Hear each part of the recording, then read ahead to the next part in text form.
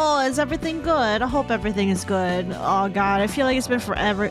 Every time I stream onto YouTube, I'm just like, what the hell am I doing? There's like a billion things you need to do. And I'm just like, oh yeah, you have to first make your stream. You have to say a time that you're gonna go stream. Then I had to figure out how the chat worked because I want to make sure that the chat was all good. And this is chat. You're somewhere over there. Okay. Yeah. That's really about it. Who's doing this? Cardboard, stop it! Stop it, you're ruining everything! God damn it! I was like, oh, sound alerts doesn't work. It should be fine. I don't have to go over there. I don't have to go over to Twitch and change anything. Nah. Never mind. You're all banned. Where's VVIA? You're all banned. Rights taken away. Alright, sound alerts are still off. You know what? For shits and giggles here, you guys can have the other things. You can have the other toggles turn on, so if you want to just ruin everything even more and make me fucking bald or something, go for it. Go for it, whatever. Turn the rest of those on. Okay. Wait, we can do that? Not anymore. VVI is banned, but yeah.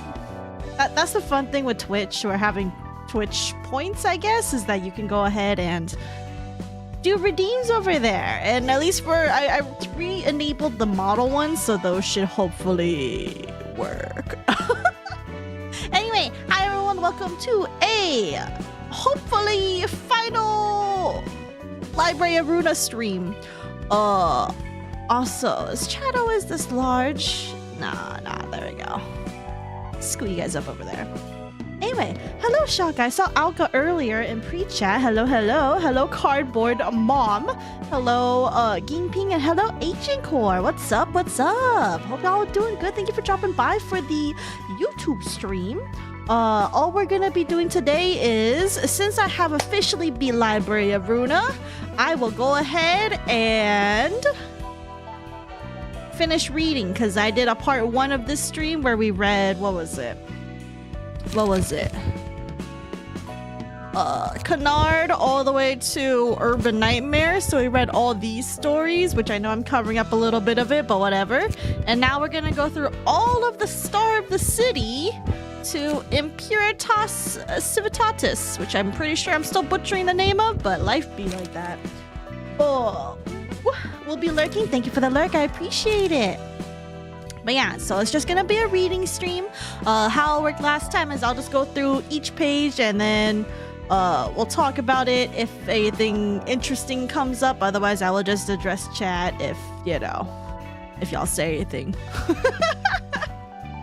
And that will be it. There's a lot of reading today, so I got my handy dandy water, which I already drank half of it.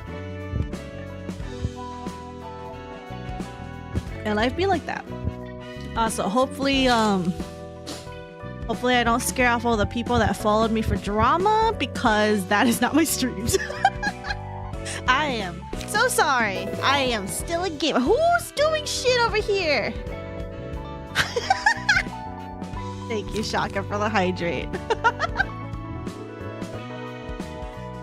Don't do any other redeems over there. You're no refunds. No refunds. Okay, maybe I'll take the hydrate ones. Anything else though? No refunds. Alright. We'll do. Starting with the Liu Association Section 2.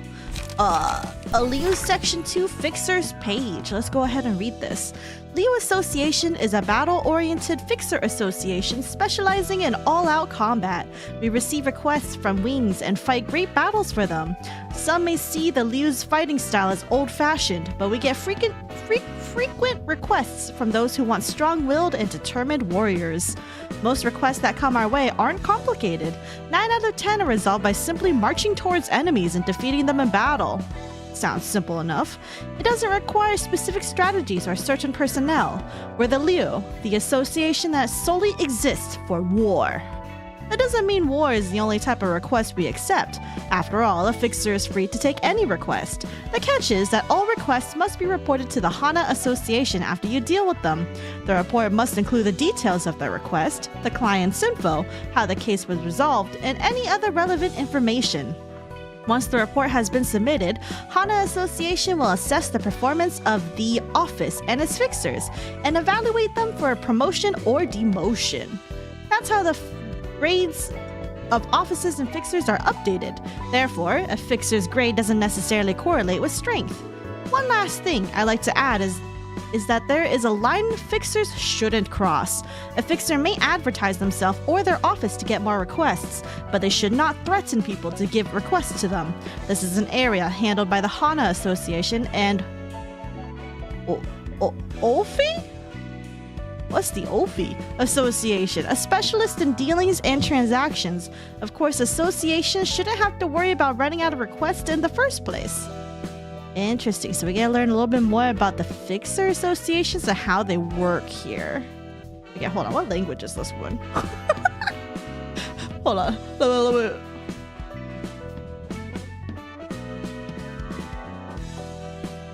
So what number is this supposed to be? Over in the Library of Ruina subreddit. It's 11 in a dialect of Swiss German.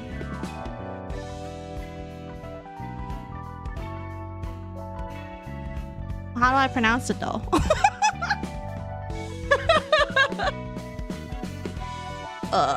Pronunciation? Okay, hold on. Oh, wait, I'm googling.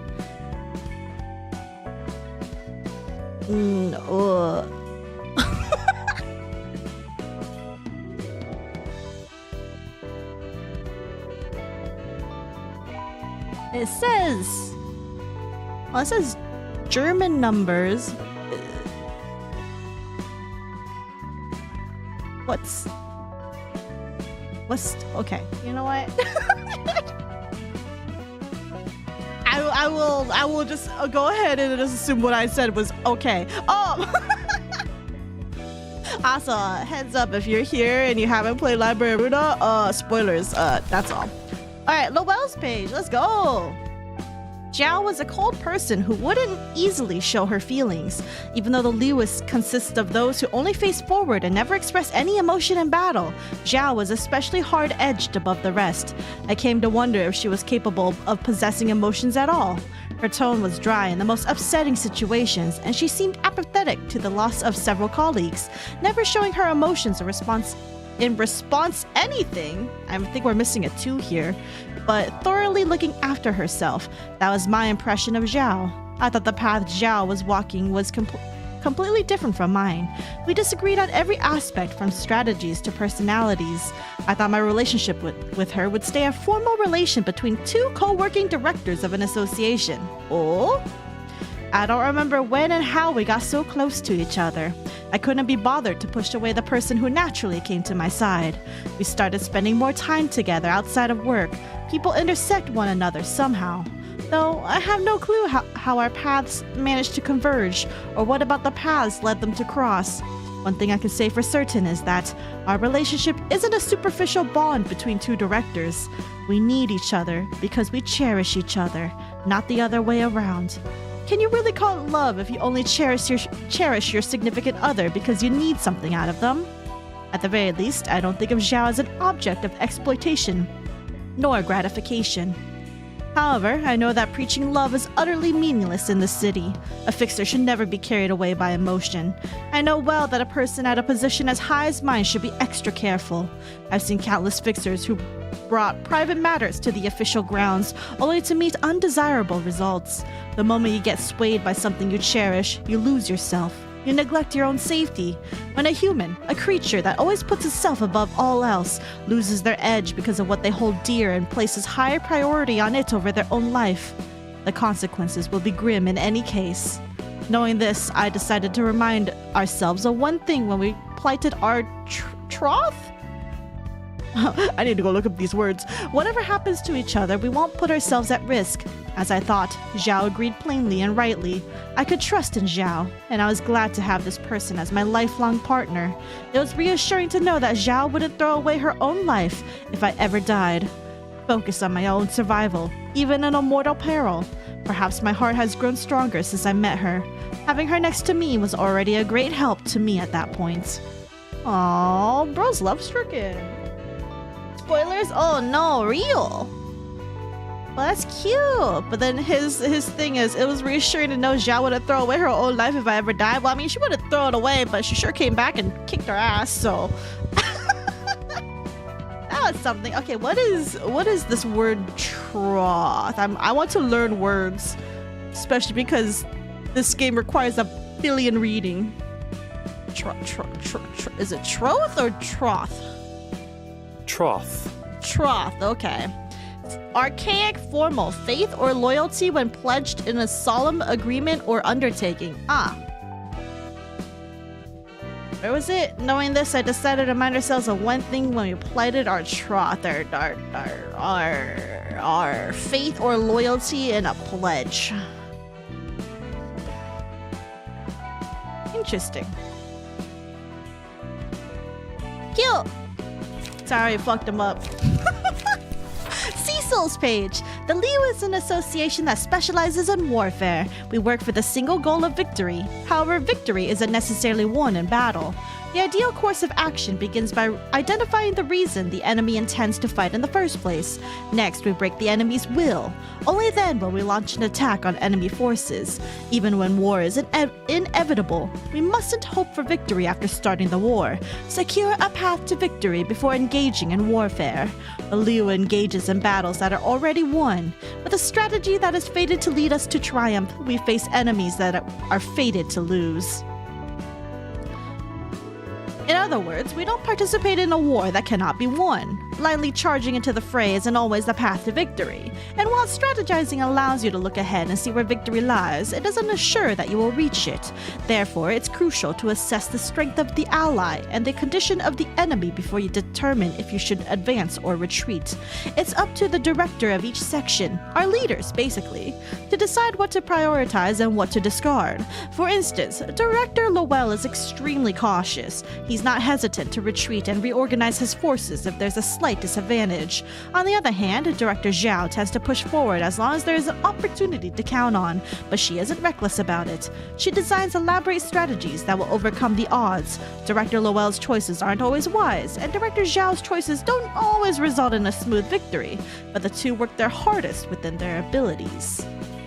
I see, so they basically only pick on the stuff that they definitely will win. Well, I guess that guarantees they're always gonna be successful. Alright, May's page. Outside of weapons and martial arts, the most important thing that provides us with protection is our clothing. Yeah, they're drip, look at that. It might look like a fancy suit with golden decorations at first glance, but you know how a fixer's attire is no ordinary clothing. It's mandatory for people working in relatively higher sections to wear clothing adorned with the Moonlight Stone. Corp's singularity was the Moonlight Stone. Of course, the Liu doesn't have the exclusive right to use it, so you can see it on the clothes of other fixers and syndicate members too. The Moonlight Stone emits a golden glint, and you can either gild your clothes with it or make ornaments out of it.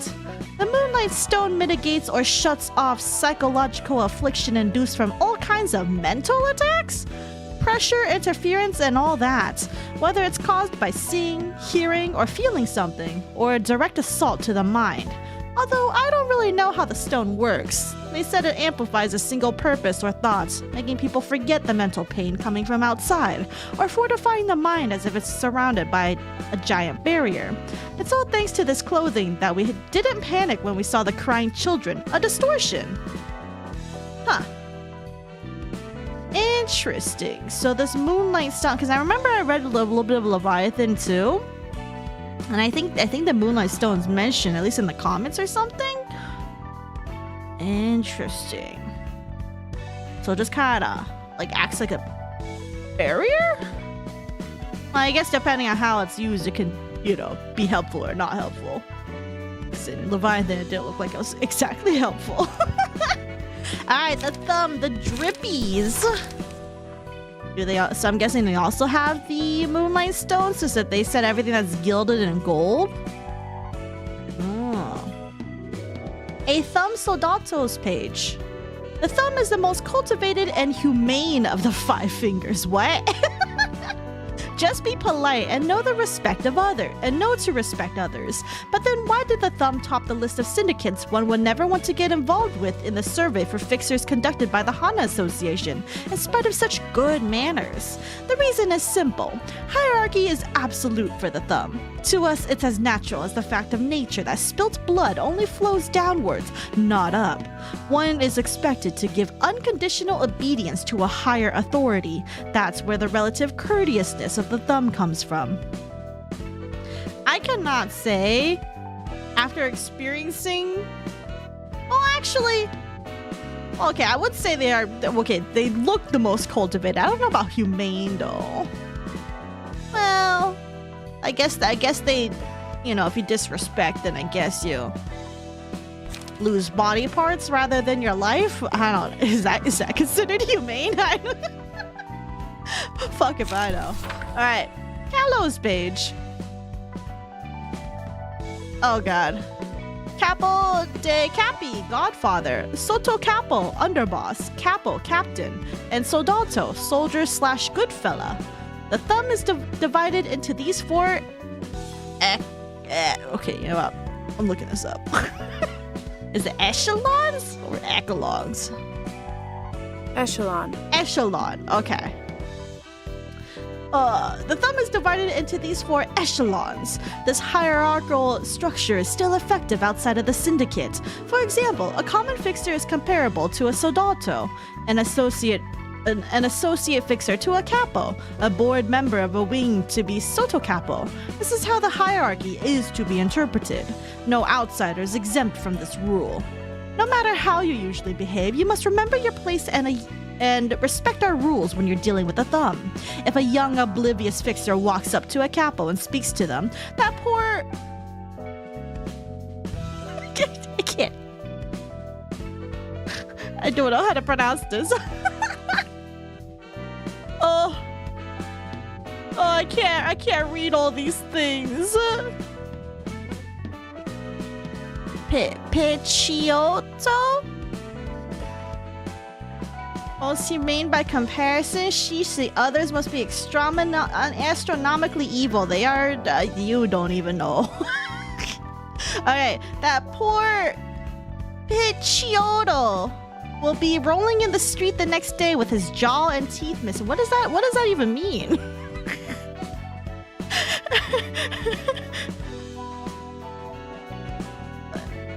Meaning what? Picciotto. Picciotto. Little one. Oh.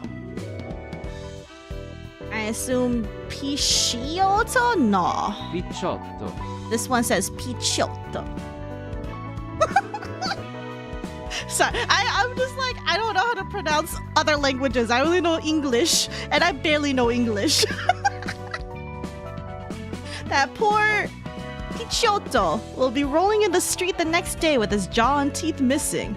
On the other hand, someone with the right level of authority or person of a higher class would be a different story. If a person on the same echelon as ours were to approach us, we'd gladly greet them and hear what they have to say with an open mind. Conversations with them are to be conducted with courtesy and decorum.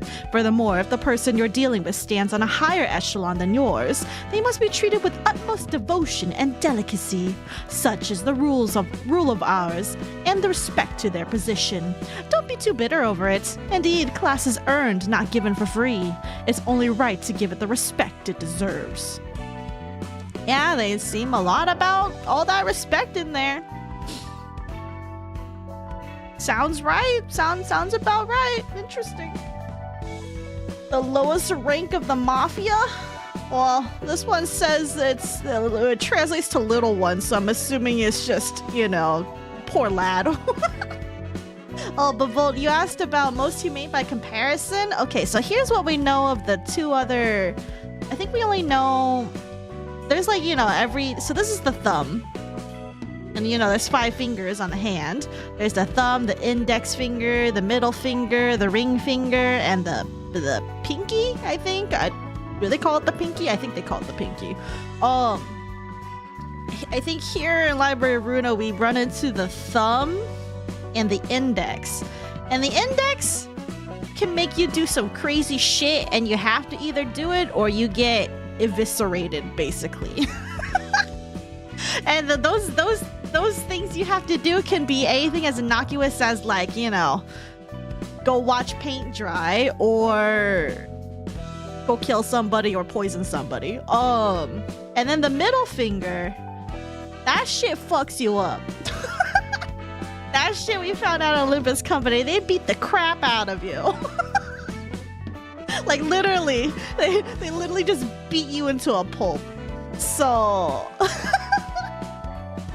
the thumb isn't actually a finger, but go on. Okay, you know what? Don't do this to me. Don't do this to me. But anyway, welcome to the world of Project Moon. They're very silly. Alright, Boris's page. The thumb uses various types of bullets. We pick the right ammo for the right situation. But as you can guess, the price of those bullets is a serious drawback. Not even the thumb, one of the 5 fingers sitting at the apex of the back streets, can just waste bullets willy-nilly. That's how costly it gets. You can't just get trigger happy. Because of that, the thumb fight with the bayonet and buttstock of their guns most of the time, and only fire bullets when it's absolutely necessary. The buttstock is built to be solid enough to crush most things to a pulp, and the bayonet is pretty handy as a sword. Some just stick to raw strength though. Interesting. I love beating things with the weapon, rather than shoot them with the gun. Catriel's page. The thumb's chain of command is simple. Obey the orders issued by your superior unconditionally, and do not question the intentions of your superior. Kill if you're told to kill, and die if you're told to die. You cannot defy the orders no matter how baffling it may seem. Those who violate them are punished on the spot. Even if the order is made by someone whose rank is only 1 step higher than yours, you're still obligated to follow it. There's nothing you can do about it, unless another person whose position in the pecking order is even higher than your commander's decides to step in and take your side. There is one exception, however. It's when a high-ranking individual temporarily devolves their power to a subordinate of theirs. Usually this occurs if they have urgent business that prevents them from joining a meeting, or when they need their peer to know something that the subordinate can explain more professionally. It's still a rare occurrence even then. No one transfers their authority for the fun of simulated uprising or other trivial reasons. That's how significant the hierarchy is to us. Damn. I mean, in some ways it kind of seems like it would be, like, easy to live in this kind of world, but man, the higher-ups can easily be corrupt AF. Alright, Dennis's page.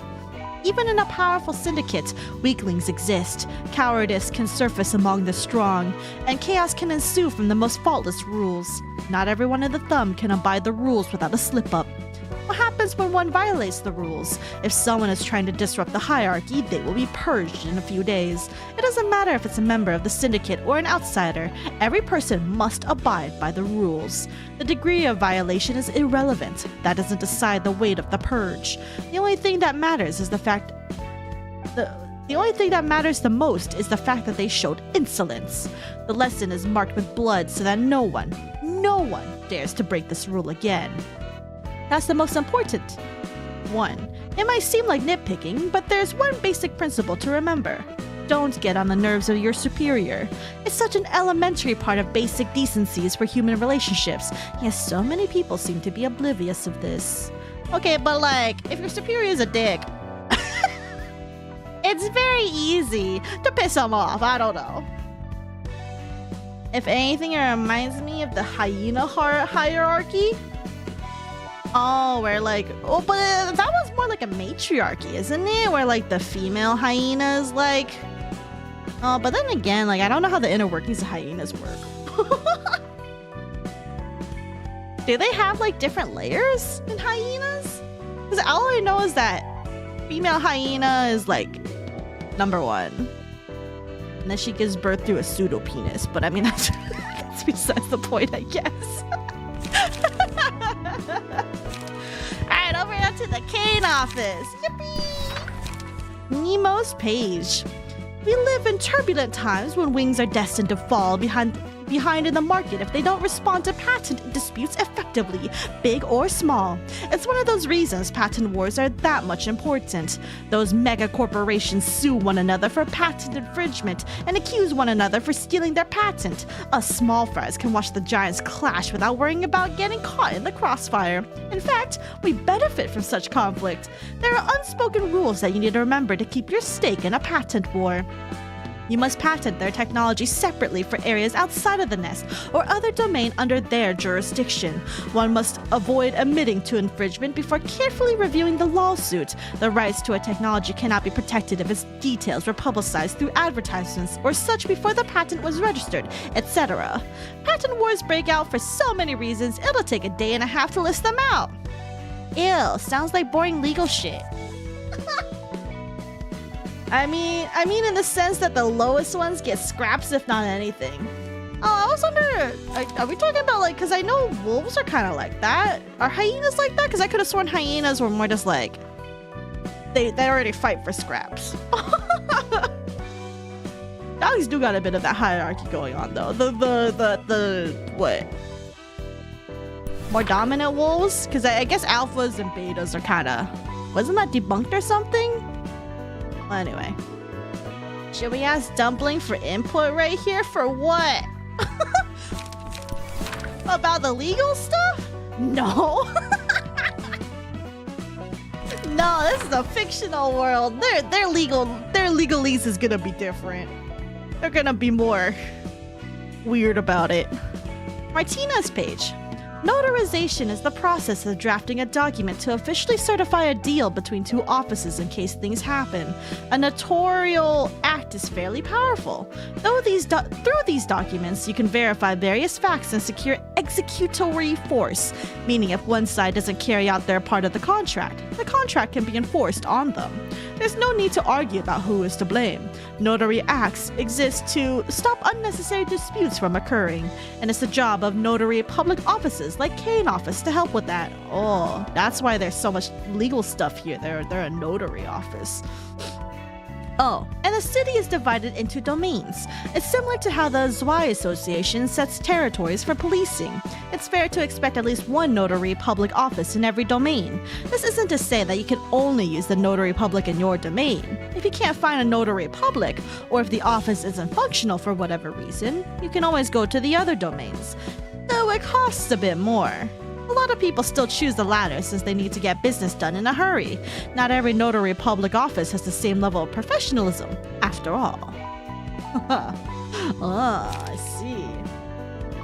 As far as I'm aware, wolves does have a leader, but essentially they are a big family and not as survival intensive as hyenas. Huh, interesting.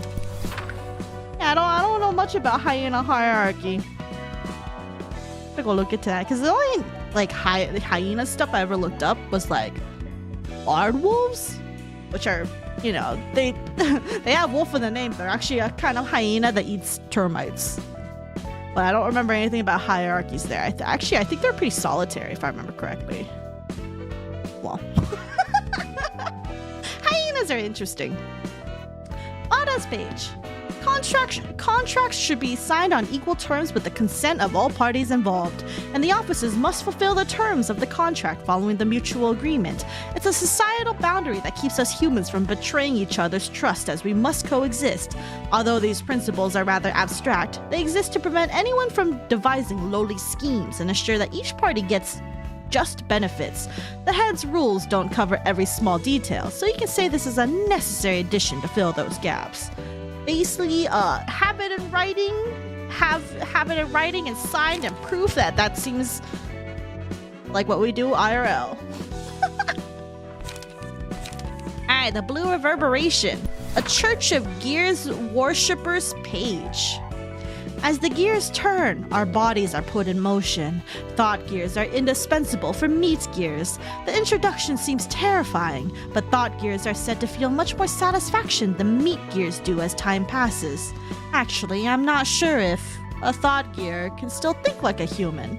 They say thought gears are honored to be serving their role. But perhaps it's only a made-up story told by the worshippers who hadn't gone completely awry, wishing to free themselves of what little guilt they had. The words I sometimes hear aren't heard through my ears. The gear guides my body as it rotates, as if it's entering commands into my brain.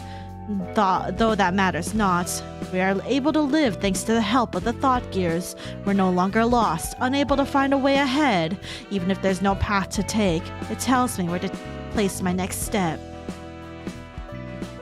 So it kind of sounds like these people with the meat gears is like they're just there to like physically do the work, and the thought gears are just, that's literally in their brain. Shit's whack, man. Church of Gears is weird. Don't join cults, besties. Oh, we get to learn about the index proxies. Yippee! Esther's page. Is forging prescripts a violation of rules? The answer is not exactly. It can be written on any kind of paper, and as long as it is stamped with the seal of the index, it'll pass as a real prescript. You will then wonder, wouldn't there be many people who exploit the system with malicious intent? Copying the seal is a complicated process, and not many know how. Even if they overcame those hurdles, they still cannot outsmart the prescripts. The prescripts know all. They can tell whether or not a prescript has been carried out, how it was done, and if someone is delivering fabricated prescripts. An individual sending counterfeit prescripts out of their own volition can ultimately be traced back to the will of the prescripts and the city itself. I suppose the prescripts have some generosity for those forgers, as they may remain unpunished unless the prescript ordering it has been issued. The prescripts were already aware that Messenger Yan was giving out false ones, hence the prescript to follow those faked orders. No, the prescripts no might not be the most appropriate expression. Index is weird, man. But how else can I get an insane, devoted people who believe I'm divine incarnate? Hey, yo, Volt, are you creating a cult over there? Sus, we should watch out. Hubert's page. There are a number of ranks within the index. Proselytes, messengers, and proxies are as much as I know. Those who have been chosen by the prescripts will decide whether to become a Is it a proselyte or proselyte? Oh, I'm looking this up. Proselyte. Proselyte. Oh, it's a proselyte. What's a proselyte? A person who has converted from one opinion, religion, or party to another. Oh, okay. I like how I'm learning words. But I do offer eye and dental insurance. Okay, but it's health on there. Is health also on there? You can bribe me if you put free healthcare on there too. Or I guess included healthcare. Eye and dental is one thing, but those are the cheapest of the three. We have other benefits that doesn't include health.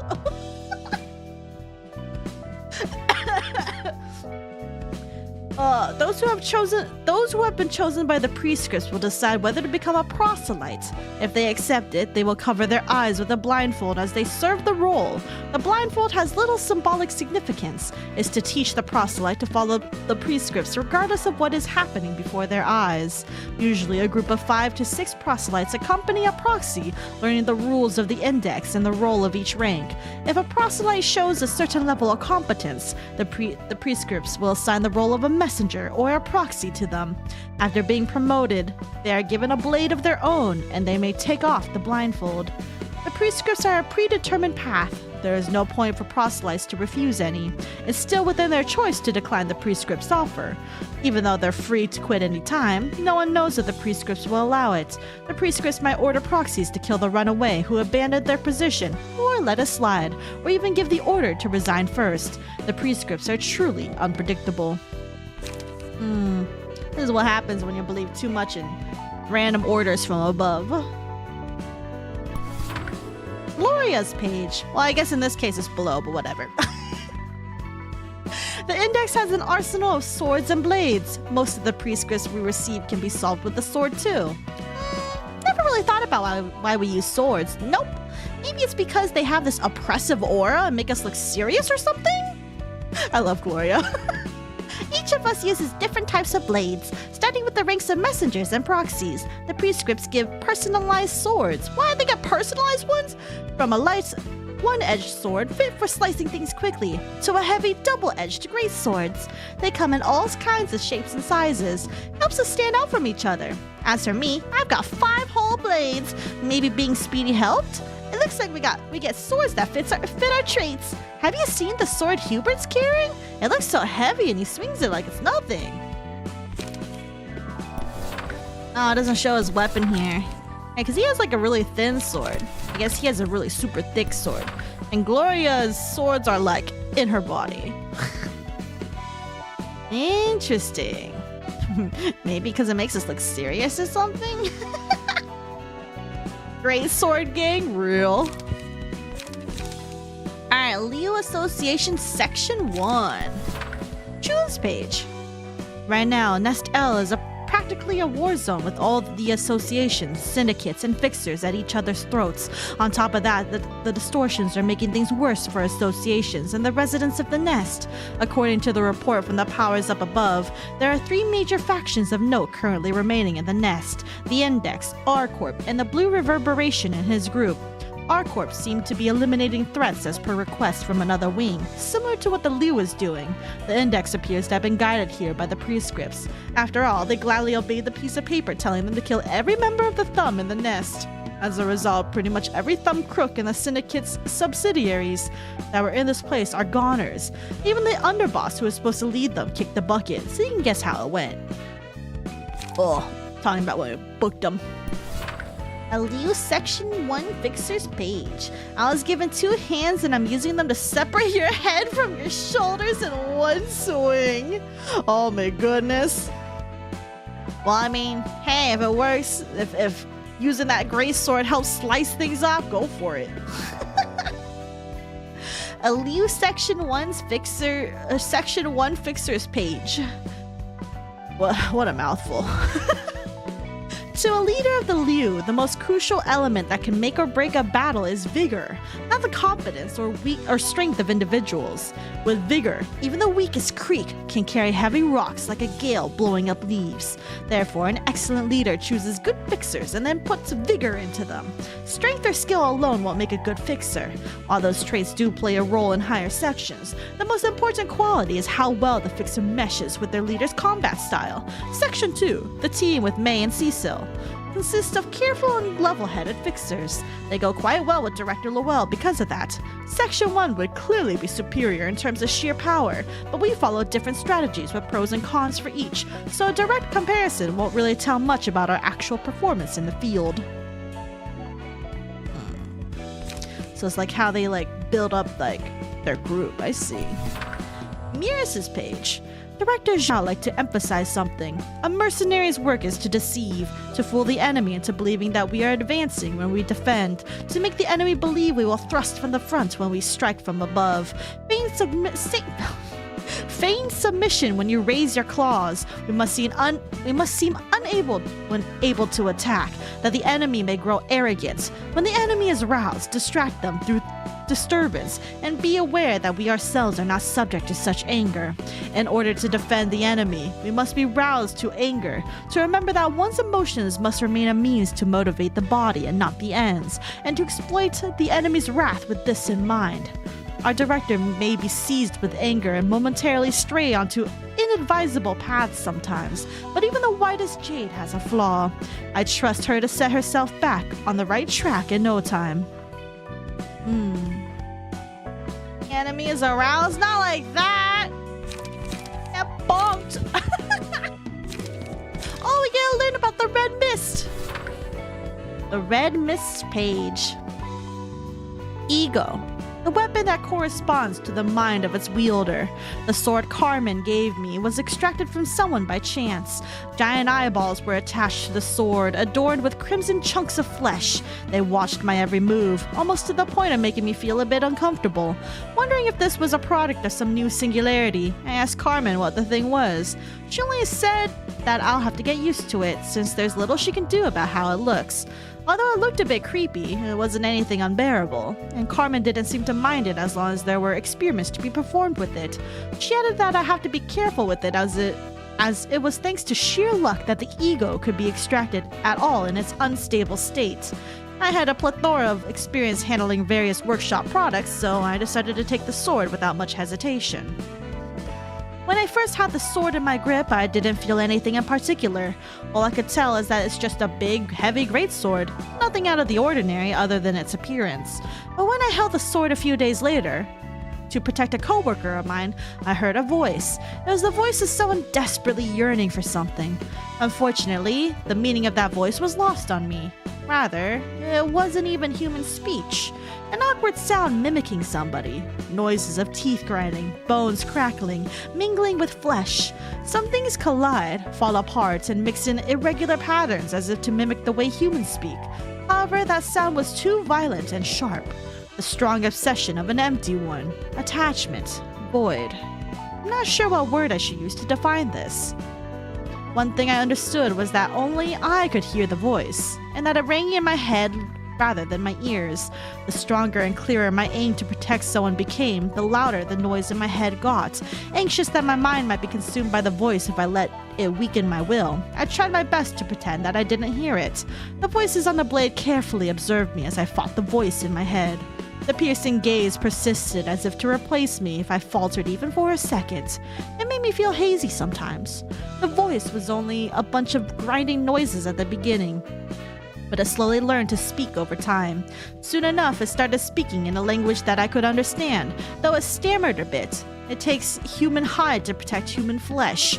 A shell. It kept asking for a shell. I couldn't stop the voice, so the most I could do was ignore it. Even though there was danger in using it, its power was formidable. With it, I protected many a person and cut down many a threat. The voice became stronger and deeper with the more blood the blade drank. One day, it asked a sharp question. Don't you desire a human shell as well? When I think back on it, the question might not have been aimed at me specifically. It would only say whatever it wanted to say. It wouldn't try to convince or allure me. All it uttered was monologue. Yet I was frozen stiff when I heard that. It kept saying something. Are our lives really worth the blood I spilled for them? It wasn't actually capable of forming such detailed sentences. But my head took it that way for some reason. Maybe I was thinking to myself. I denied his claim at the start. I never provoked anyone first. I'd only acted to protect others from an approaching danger. But I felt a small part of myself waver from what the voice said. What will remain when I keep washing away blood with blood? A blood-stained shell would be all that's left. I collapsed for a moment, but I didn't stop thinking. If I broke down, I might be in danger, as Carmen warned. Carmen. Right. Carmen would have been different. Nothing could possibly beat the glitter in her eyes that shines as she pioneers a new path. Those honest, virtuous eyes. Even when someone jeered at her speech, even when everyone despaired in the face of an obstacle that brought progress to a halt, Carmen never stopped looking after others. She would always take the initiative to lead all of them. If I can protect a person like that, maybe this place will change. Yes, as long as I can protect that one person. As my thoughts became clearer, I couldn't just sit down. My body acted before my head could decide what to do. I don't exactly remember what happened then. When I finally took a grip on my rationality in a vast mindscape and came back to my senses, my body was burning hot. Is this rage? Have I been taken over to the point where I can't even see ahead? But I felt so calm, refreshed even. My head was kept cool, while my heart leading the body was aflame. It wasn't long until I felt that something was different. On solid armor, there was a layer of something tough and dense, but it wasn't fabric. A veil of mist was covering me. Astonished, I moved around and shook my limbs several times, and the veil dissipated soon after. When Carmen learned of this, she didn't say much. She didn't make a big fuss about it or suggest trying something with it right away. She only said that wielding this power is more important than simply manifesting it, so I shouldn't be lazy. She went back to work after leaving that peculiar piece of advice. Maybe she didn't want me to feel too much pressure. As more time passed, I could use the armor for longer, and eventually got to draw out its full power. I had a weapon and armor that resonate with my emotions. Using them, I could protect more people, and I was able to draw forth more durability and strength. The researchers seemed to be struggling to make progress with their work, but it was alright. I believed in them to make it through, and I just had to be quicker to do my job in the meantime. However, not long after, the incident happened all too suddenly. No, maybe it wasn't too so sudden. The sign was there. Just around this corner, I can hear a child crying. She's sitting in front of a door. One of the 2 children Carmen took in died in a failed experiment. Unlike Lisa, who was wary and reluctant to open up to us, Enoch showed interest in our research and volunteered to be a test subject the other day. Enoch's speech was so concise and on point, everyone was shocked. He wasn't afraid, and he wasn't shaking. His voice was unswerving and gentle. Enoch's eyes weren't those of a naive little child. His words and thoughts were surprisingly deep and mature. Even I was astonished. I sometimes wondered what made this kid have such thoughts. His eyes seemed to have already seen so much of this world's despair and misfortune. However, there was still no reason to allow a kid to participate in the experiments. Carmen spent several nights agonizing over the matter. The experiment was authorized at last, though I didn't want to know what they thought of it anymore. What were they going to do, holding the hand of that little kid? I had to wonder if we were that desperate, but I shrugged it off. I wasn't one to stop him from doing what he chose to do. You should have been the one to die. The other kid, who was now all alone, mumbled, crying. Her words had no weight to it. She probably spouted what she didn't sincerely mean, because the situation was too much for her. Yeah, I should have died. Carmen's answer, on the other hand, was likely sincere. Everyone stood still. A crack appeared in our minds which we never thought would crumble. Maybe we all expected it to happen deep down. Carmen's state worsened with each passing day, like a rusting nail. The sunny eyes of the woman who had brought us together were now cloudy, and she spoke less and less. Her voice was lifeless, and she had gotten so cold. It wouldn't have come to anyone's surprise if she died at any moment. She didn't bother trying to look okay. I think it was better that way. Everyone in the laboratory felt constraint in her presence. They viewed Carmen in different ways. Reproachful looks of those resenting her for bringing them so far, only to let go of her responsibility. Concerned looks of those worried that something might happen to her. And I guess there were some who had no thoughts. The research went on quietly, but not for long. A few days later, Carmen spilled out all of the guilt within her and plunged into it, never to come back up. Whoa. Blood for the blood god, more blood. No, not more blood. There's too much blood in this entire game. Oh, well, at least we get to kind of like get like a little more glimpse into like the ego that Gebra was manifesting, or I guess Kali. But then she even talked a bit about like what happened with Carmen. Interesting. Corp. Oh god, there's a billion R-Corp. Okay, I think what I'm gonna do first is I'm gonna go through the soldiers first, and then we're gonna go up here. So we'll go with a Rabbit Team Soldiers page. A Rabbit Team Soldiers page. Every team in the 4th pack has its own caricature. You'd think that we'll never get along with each other, having such different personalities and powers and strengths, yeah? Surprisingly enough, we hunt in packs for most operations despite our differences. The Lapino Rabbit team, Lapino Rabbit, is generally seen as a distracted and raving bunch. Maybe it's because of most of us are nimble, but that also means we handle our missions quickly and with certainty. Our method is the cleanest, actually. If I had to admit a teensy little problem with us, is that we don't discriminate enemies from civilians. We do have a tendency to shoot first at any non-rabbit in the area that comes into our sight. We'll leave ourselves open for attacks if we take our sweet time to tell them apart, so we've got to strike first. But hey, we don't leave any troubles behind that way, so what's good is good, yeah? And it's like, shoot first, ask question later. For real. A Rhino Team Soldiers page. Every Every team in the 4th pack has its own character. Our personalities, powers, and strengths are all wildly different, but we still do most of our missions in packs. Us rhinos specialize in using physical strength. We're good at pushing ahead, if nothing else. I think we're the strongest team in the 4th pack. Smash 'em hard, block 'em hard. We often stand on the front line instead of the frail rabbits and reindeer. The rhino team's armor is thick and large, and we got tough bodies too. Sometimes, though, my body starts heating up if I keep moving around, and I can't control myself for a while. I figure that's because of the odd tech our Corp uses. Something about expanded muscles and pumping more adrenaline into the blood. That's what they told me. Oh, in case you're wondering, this ain't a singularity or anything. Plenty of others are making use of it, apparently. We never get to hear the deeds. We do hear often that we've got to watch out, though. The Rhinos team got more destructive power than others, and once one of us starts getting all excited and enters a rampage, it won't be easy to stop them until they calm down. Huh. I'm basically adrenaline junkie. But beefy. Alright. Every team in the 4th pack has its own characteristics. Oh, sorry. A reindeer team soldiers page. Every team in the 4th pack has its own characteristics. Our personalities, powers, and strengths vary so greatly that it's hard to imagine us working together. Nonetheless, we move in packs for most missions. The reindeer team utilizes powerful electric waves generated from brain waves.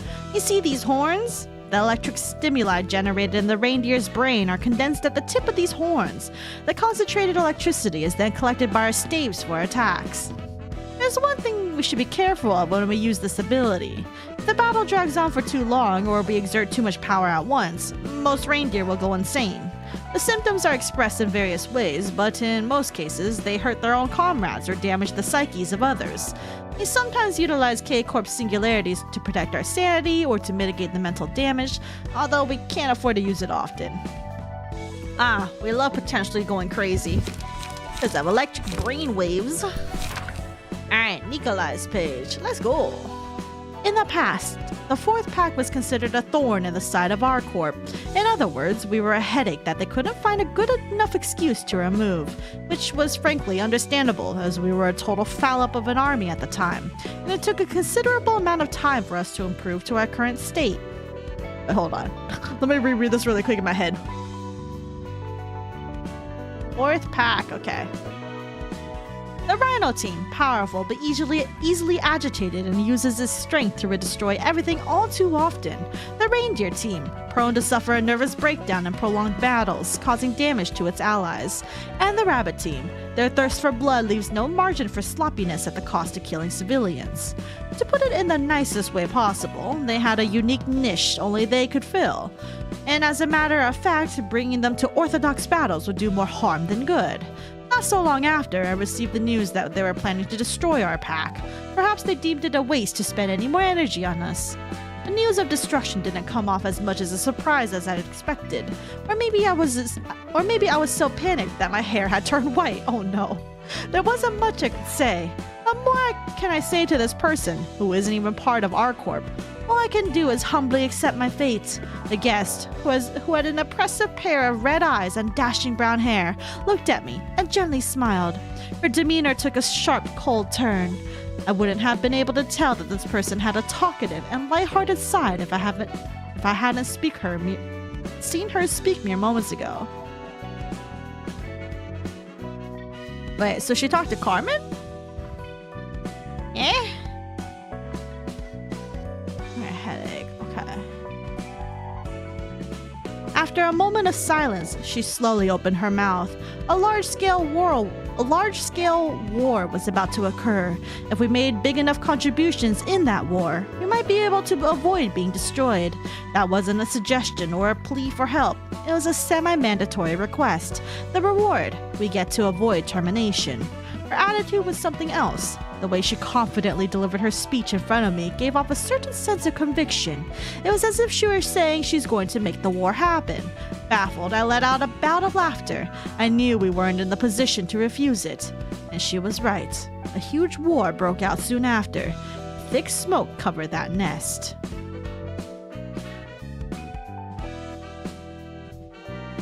Carmen's kind of vicious, isn't she? She's pretty calculating, all things considered.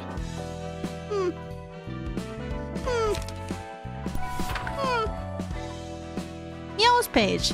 Long ago, there was a battle between huge syndicates. I won't bother saying when. Those kind of things happen all the time in the back streets. And I had the misfortune of getting caught up in the middle of one. The fight was so fierce and intimidating, the young little Myo had a shiver in a corner. I couldn't find any gap to run through, and there weren't any hiding spots around me either. All I did was crawl to a wall, crouch into a ball, and pray that no eyes fall on me. Stupid, wasn't I? My prayers didn't work. A syndicate member spotted me, and when I closed my eyes tight, thinking this was the end, when I took a short breath in, I heard the sound of a sword cutting through flesh, followed by the sound of a person collapsing to the floor. I thought swords like that would hurt a lot, but I felt pretty okay. The situation was surreal. The situation was so surreal, I was starting to believe that I didn't feel my body hit the floor because a person's senses are dulled moments before death. Then I realized I was staying conscious for too long for someone that just got cut with a sword.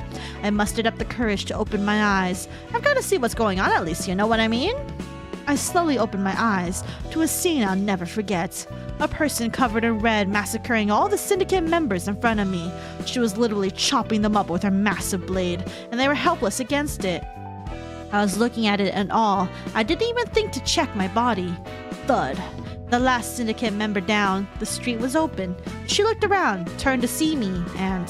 wow. My face would have looked so dumb. I don't even want to remember that.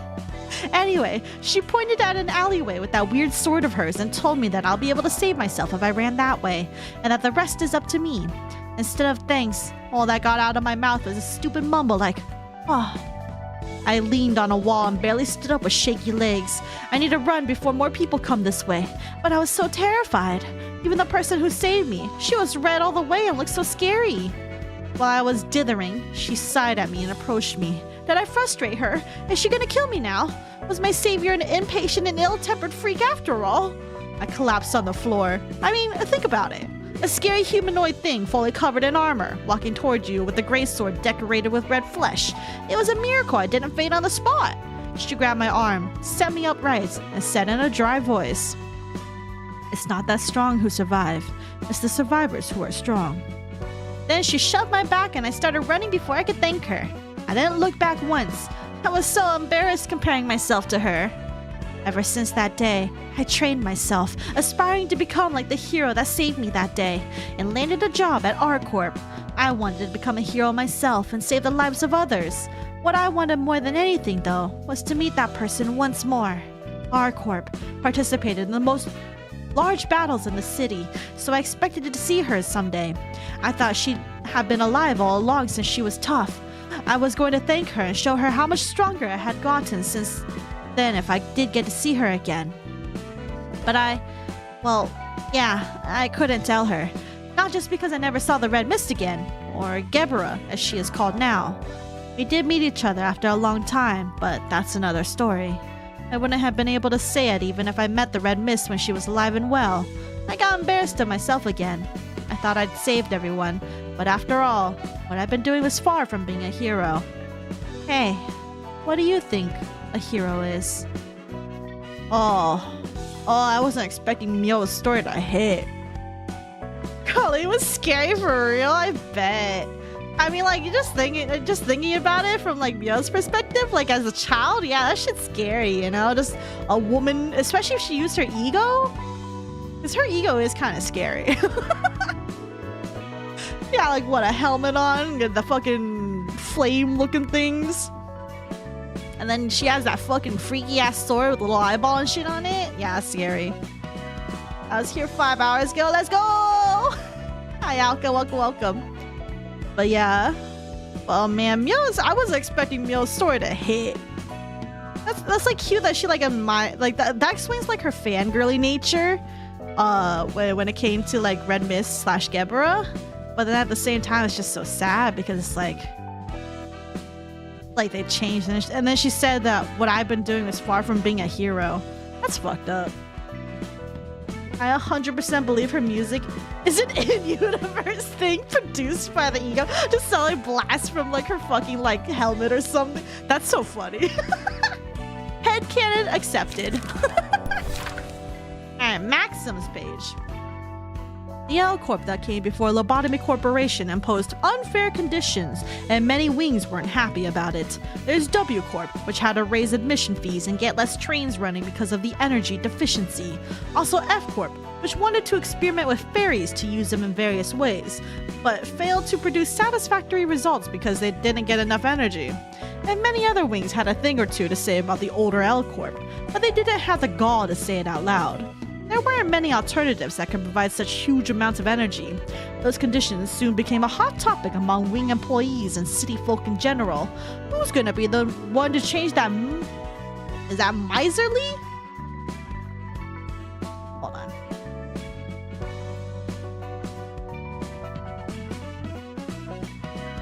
Miserly. It is miserly. Who's gonna be the one to change that miserly L Corp? Then someone next to him would say, who has the courage to do that? We all know that'll lead to a war between wings. No choice but to live like this. Though there was another reason to do something about that L Corp. It produced a massive amount of fumes. At first, it was thought to be a kind of smoke that's no different from what factories chug out. But over time, people realized that this was affecting the residents around it negatively. Some people would suddenly start wishing for the happiness of some others, and still others would spend most of their time staring off into space. What's more, people had signs of sicknesses all over their bodies, and they started wandering around L Corp's nest. It was like they were returning to their hometown or something. What? Did it just make them kind of like old and nostalgic? Like dementia? One day, some rich person visited us and said that a war will break out soon. Said we'll get some benefits if we helped her. That gave us a bigger thing to worry about than an upcoming destruction. A war is about to happen? Nikolai collected her thoughts and calmly asked why a war was going to occur. That person paused for a bit, then spoke in a languid tone. I was creeped out by how she said it like it was no big deal. When one person's pure ambition and another's tragic obsession join together, a dream is destined to be born. When one person's pure ambition and another's tragic obsession join together, a dream is destined to be born. Okay, Carmen. What I don't get is why Carmen was talking to R-Corp and not Ian. Isn't he got the idea to become wing after Arbiter raid, or do I just misremember things? The city went from shitty coal power plants to fusion reactors real. And then the reactors flipped us upside down and broke. That's real. Not beating the cult leader allegations for real. No, she's definitely a cult leader allegations. And Gingping, for your question. Like, because I think Ian just followed Carmen, right? Because I don't think Ian really, like, Ian also believed in Carmen so much. Like, so Carmen is the head of everything. We go from coal energy to pure energy. Yeah. Yeah, that sounds about right. The abnormalities are just, how the nuclear waste, like the like, you know, instead of waste, it's just monsters. Sentient monsters. I mean, in a formal, but I guess they are the nuclear product too, so I don't know. Alright, Rudolph's page. Our Corp is particularly famous as a private military company. No matter how many combatants die in battle, we fill the vacancy with new soldiers in no time. It was natural for the wings giving us requests to wonder what kind of singularity we have to pump out so many mercenaries in such a short time frame. Besides, our soldiers weren't lacking in combat prowess by any means, so there had to be more to us than just hiring many people. The mercenaries of our Corp don't fear death in the first place. They don't hesitate to carry out any tasks. We're big in numbers, casualties are replaced quickly, and we fearlessly proceed and get the job done. Our Corp's mercs were ideal for outskirts explorations and other dangerous operations. How could such a feat be possible then? People started making guesses. There has to be only one answer. They must be cloning people. No, they gotta be robots. Our Corp has been developing war machines in secret. Won't the head arrest them if they try to clone humans? That's a good point. At the end of the day, people just laughed it off, talking about how nonsensical their hypotheses were and how secretive singularities are. Maybe they have the right answer, though they missed the mark a bit. It's true that our Corp uses cloning technology. For that, we had to make a promise with the head. No more than one of the same person should exist in the city for longer than 7 days. The first half I can understand, but I'm still not sure why they set a limit on how long. Is it related to some kind of ethic we aren't aware of? Oh no, we don't just clone humans and call it a day. We select the fittest one among them. Inside the hatchery, dozens, hundreds, or even thousands of them fight to the death. We have to kill the clones that look just like us, eat them. Wait, what? We have to kill the clones that look just like us, eat them, and prevail. Wait, they actually eat them for real? Self-cannibalism? The larger the population is and the more time given, the finer a clone is made. And the scariest part of it all is finding myself beginning to think this way. Think about it. Is it really an admirable trait to have no fear of death? I have to disagree. When you know that you'll die someday, you don't put off your duties forever. You're bound to pick them up even if you rest for a day or two. And when your life is at stake, you try all kinds of things to survive. That's when people feel that they're alive. Maybe I said people guessed our secret right, because our lives aren't much different from a machine's. One thing I'm afraid of is that hell of a selection game.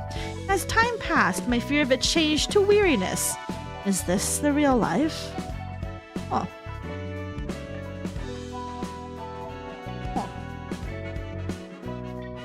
Alright, what's happening here? I'm not entirely sure that the rich person was Carmen TBH. I'm thinking it's someone who shows up in Distortion Detective. Have not read it yet. Not if there's only one Kappa. Yeah, it's in a CG. Okay, I remember Myo eating meat, but I could have sworn that was like, I didn't know that was her eating herself. I mean, I guess that makes sense because she was fighting herself, but wow. Where do you think foods come from while in the hatchery? I don't know. I thought they gave him food. Watch second pre-fight of war. Myo eats herself. Okay, I remember her like eating like a piece of meat. It did not occur to me she was just eating herself. That's kind of gross. But also, that means everyone in our corp is a cannibalist. Cannibal. That's wild. Oh, hey, the Purple Tears page. The Purple Tears page. What do you got for us, Iori? If you're reading this book, it must mean there's something you want to know about me. I'm sure you have lots of questions, but I sadly can't give out detailed answers. It's hard to come up with a definition and an explanation for a power that naturally emerged, you see? How should I put it? In that case, I can travel through time and space and see a myriad of possibilities, too many for you to possibly fathom. It's probably a little different from time travel as you commonly imagine it. The future self who experienced a certain past returns to it in order to change the future. Wait, what? The future self who experienced a certain past returns to it in order to change the future. Whatever is going on in the past, some kind of paradox is bound to happen to causality, big or small. Little things can set off massive twists, like the flap of a butterfly's wings causing a tornado.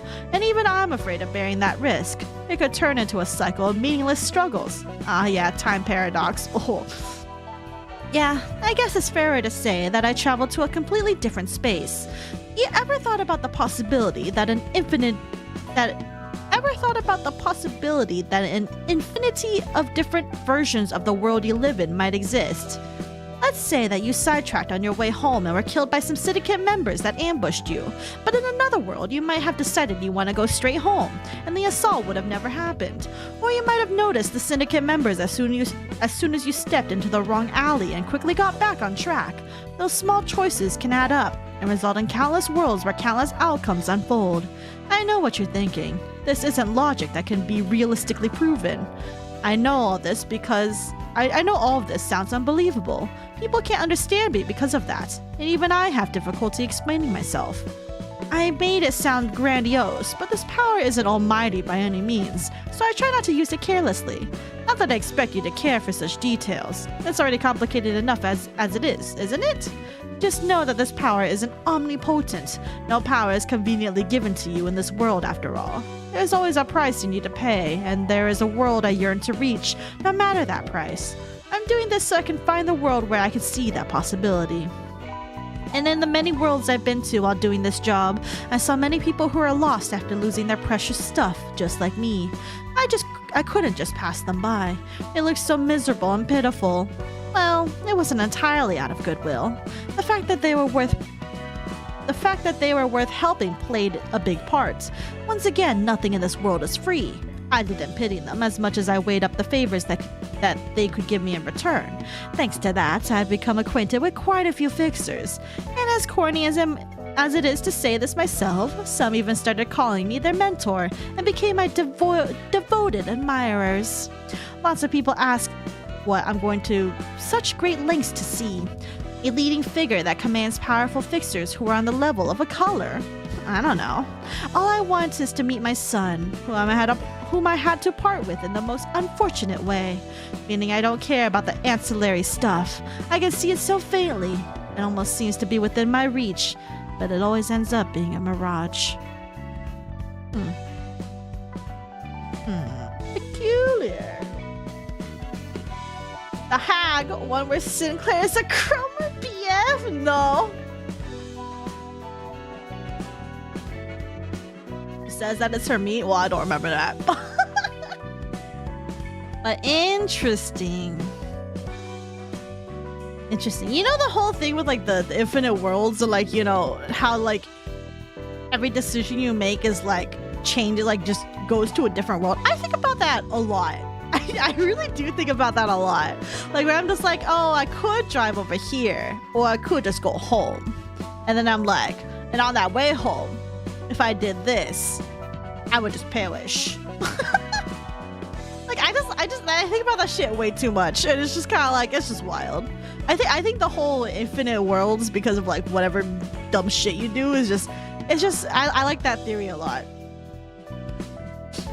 0000000 AL.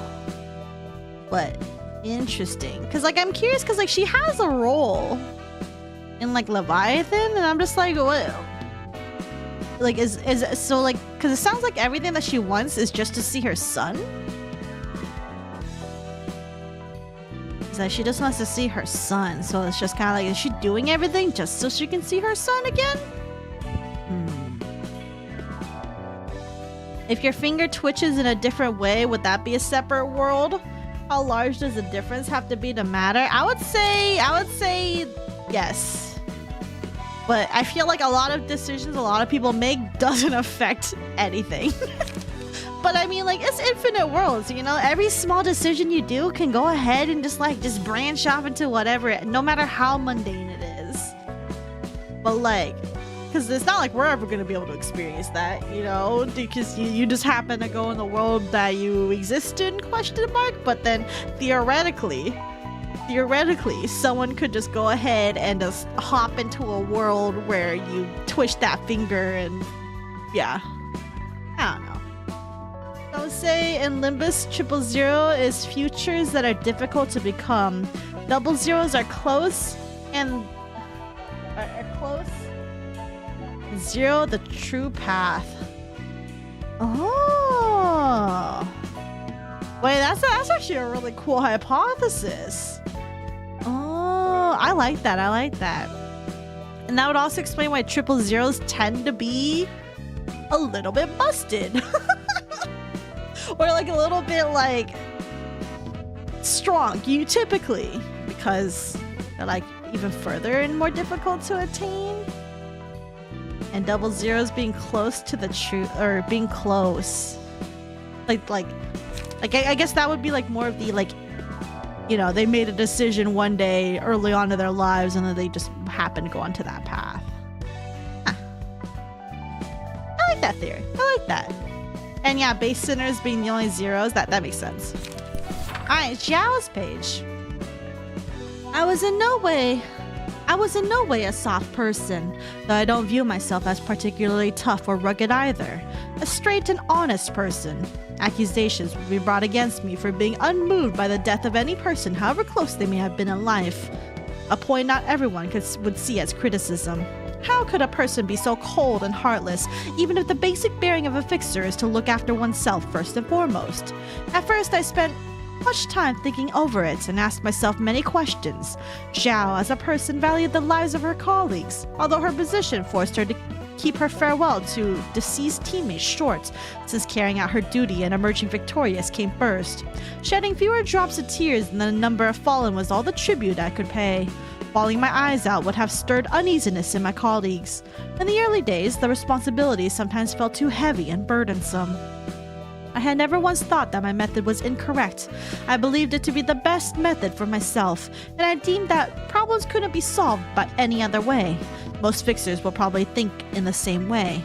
Therefore, I could not understand the manners of Lowell, the newly appointed Section 2 director at the time, a person who tries to look after everyone and doesn't hide his grief-stricken face when a co-worker passes away. It seemed clear as crystal that his tenderness would one day lead his team to death, yet he was faring better than I thought, a polar opposite to me. The ways I wanted to pursue, but gave up because I was faced with my limitations. It might have upset me for a moment, a principle I could not follow, for I was not allowed to openly express sadness over the death of the few in order to protect the many, and my obligation to seize any chance of victory compelled me to march forward if there was something to count on. My capability wasn't vast enough to embrace every member of the team. Was my choice wrong? What did he have that I did not? Looking back, I don't think what I felt was envy or jealousy. The indignation certainly was not a toxic emotion. I'm sure each of us had different specialties. It is said that people intersect with one another in some manner. I don't think the process to be natural at all. I was not a believer of fateful meetings. After all, two parallel roads could never cross. A relationship begins with the desire to know, simple curiosity, to know more about a person, or to go further and see what they are seeing together. People open up new roads to merge into the roads of others for various reasons.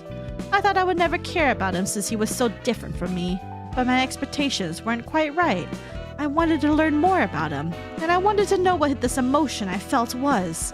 And I thought I could perhaps become a better person if I saw what he was seeing together. But there's one thing I realized, is that relationships between people always start from such small curiosity. Taking in what I have said so far, you would think that this is such a peculiar and untruthful love. You might think it's fussy. I cannot give out a clear answer, for I cannot dare define what love is. What could I say or add about an emotion I felt for the first time, one that I am struggling to figure out? Furthermore, every person carries a different form of love. There will undoubtedly be some people who don't place much importance on that emotion. You might even think that such emotion is absolutely useless in the city. Even if I were to define my love, this wouldn't come across as a sweet story if you cannot understand it. However, I can be certain that my sentiment towards Lowell was sincere. The so-called curiosity and sympathy, they bring about attention, admiration, and a little bit of obsession.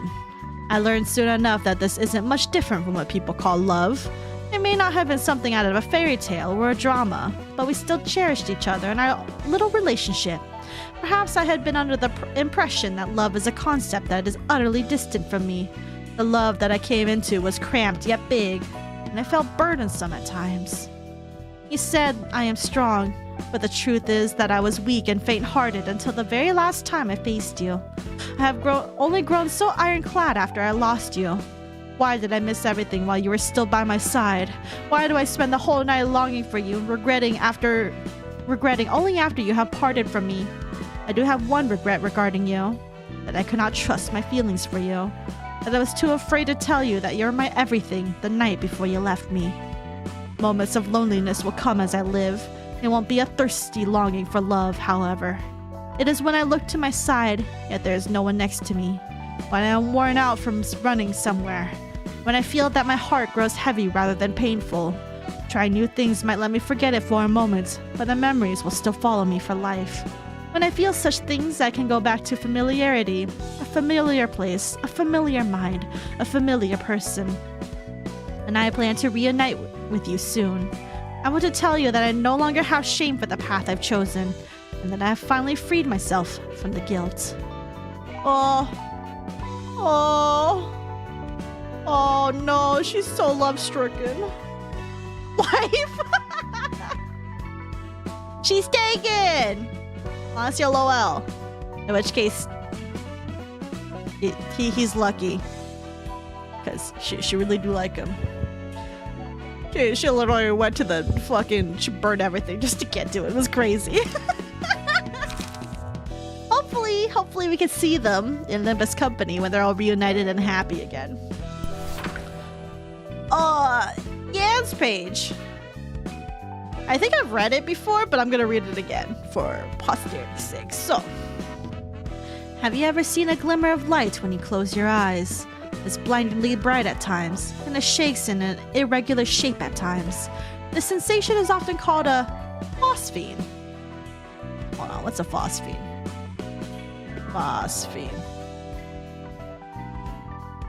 Phosphene, an impression of light that occurs without light entering the eye. Okay, so it's literally what they described here. Thanks, game. I just wanted to check. I don't know. Whenever I close my eyes, the blurry image of a blood-stained carpet appears to me, like that optical phenomenon, the beginning of an unpleasant nightmare. 4 mannequins that lost a face and an arm.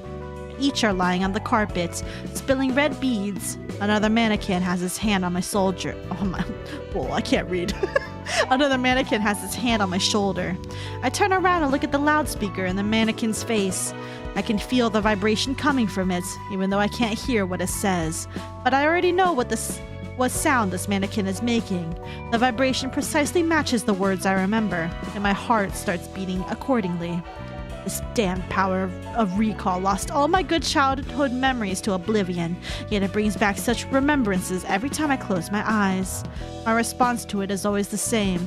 Take the flower that slipped into my hand and nail it into the mannequin's heart. A beautiful tree and bloom grows from the cracks the flower made. It's as soft as the hands that caressed me, and it's as pretty as the sound that consoled me. And it's as sharp as the noise of that last moment when I was scolded for the first time. Every branch that grows from the tree causes a piercing buzz in my ears, and the petals hurt as they brush past my cheeks as if to make me feel the pain they hold. I stand still like my feet were tied until my body is covered in scars. 1, 2. Black marbles fall from the wounds. How long have I been in this cycle of pain? The nightmares have been with me for a good majority of my life. If I close my eyes, the memory of that time haunts me. And if I open my eyes, a reality I can hardly bear unfolds. I chose to keep my eyes shut because I thought I'd rather deal with the ever-echoing past. At least I won't be visited by new kinds of pain. Prescripts keep coming without a break. The city folk meet different ends depending on the prescripts they receive, though their fates all share a commonality of cruelty. Their resentment, screams, tears, rage, and death is too much for my eyes. I sometimes thought how my life would have been if I stayed as a commoner taking prescripts like them. Maybe I was better off back then. Maybe I should have just died early so I could breathe again as another being. Why did the prescripts give me that order that day? I traced back the nightmares to remember the past. Everything was over, and I planned to follow them to death, but I didn't have the courage to end my own life, so I picked up the prescript that I thought would spell my doom at last and read it slowly. All the fresh-looking prescript contained was a command to be a messenger. It was pointing me towards a beginning, not an end. I couldn't see a single word that said anything about salvation or death. After being numb for a while, I finally tumbled down to the floor and broke into laughter, louder than any sound I'd made before. I couldn't help but laugh at my state. I wanted to end my life because of prescripts, and now the prescripts won't even let me do that. Where has my free will gone off to? I was frustrated. Not even my own life was under my control, for everything relies on the prescripts. Then I'll gladly play along. Even if I can't shatter the prescripts, I'll at least make a tiny crack. If I can show the masses that it's possible to oppose the prescripts, something might change. Something has to. It will make a difference. Once I had hope, I could see the way, and once I could see where to go, I had the strength to get up. However, I realized it only just now. What I felt wasn't hope, and that ignoring that prescript and taking my own life as I planned might have been a truer expression of my free will. What is the right way to live a life in this place, I must wonder? I'm not even dreaming of a life that I can be proud of. How does one achieve the feeling that their life is bearable to live, let alone be satisfied with it?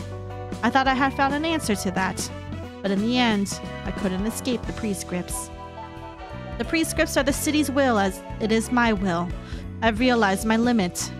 I feel as if I've hit some kind of wall I can't overcome. However, I don't feel all too forlorn and miserable. Maybe there will be someone who can ride along with the flow rather than break it. It just won't be me. I'm not fit to accomplish such things. So I want someone to find an answer in my stead, and I hope they can tell me that. Tell me how I can enjoy this nightmare. Rip Yan. Bro's been through a lot. Bro's been a lot. But then he says this thing here where he says, maybe there'll be someone who can ride along with the flow. And then I remember in Leviathan, don't they talk about a flow? Like Virgilius following a flow?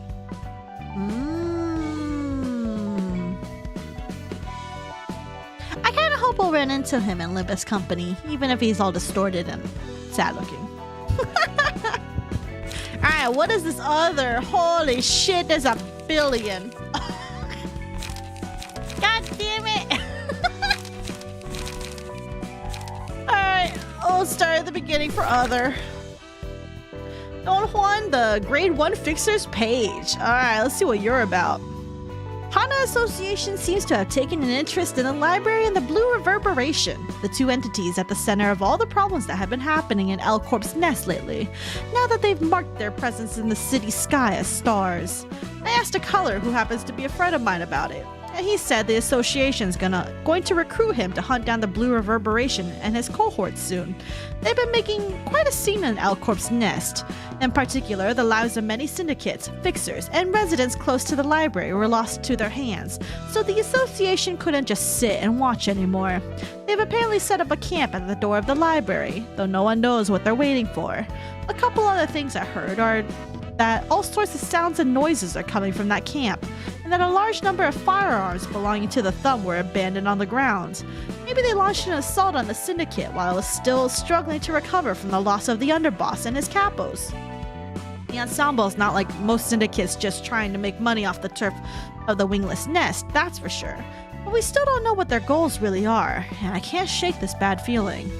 Anyways, since I was asked to pay a visit to the library, it'll be worth investigating this case some more after I get this job done. And then we booked you.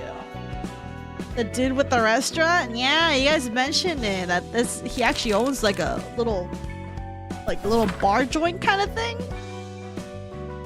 That's interesting. I was kind of hoping they would talk about it here, but I guess not. Alan's page. I don't remember you. Alright, cool. The message we got wasn't unexpected. The boss of our organization had always been a rash one, and he'd no patience with the injustice or for his own curiosity. It was a miracle that he managed to stay under the Thumb for so long. I told him to be more careful since his words and actions as the boss will affect his underlings as well. Yet here we are.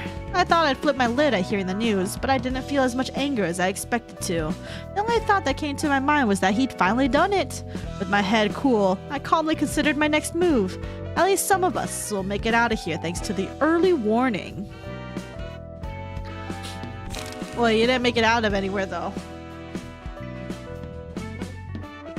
Where Roland and you mean Angelica became a couple, not Angela?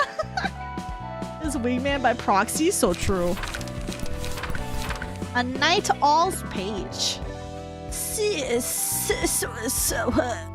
It's usually a good idea to zip your mouth shut at a gathering of Thumb's subsidiaries. If you don't have any suggestions to make, shutting up is the next best contribution you can make. You can never be sure if what you're about to say is a good opinion either, so just suck it in general.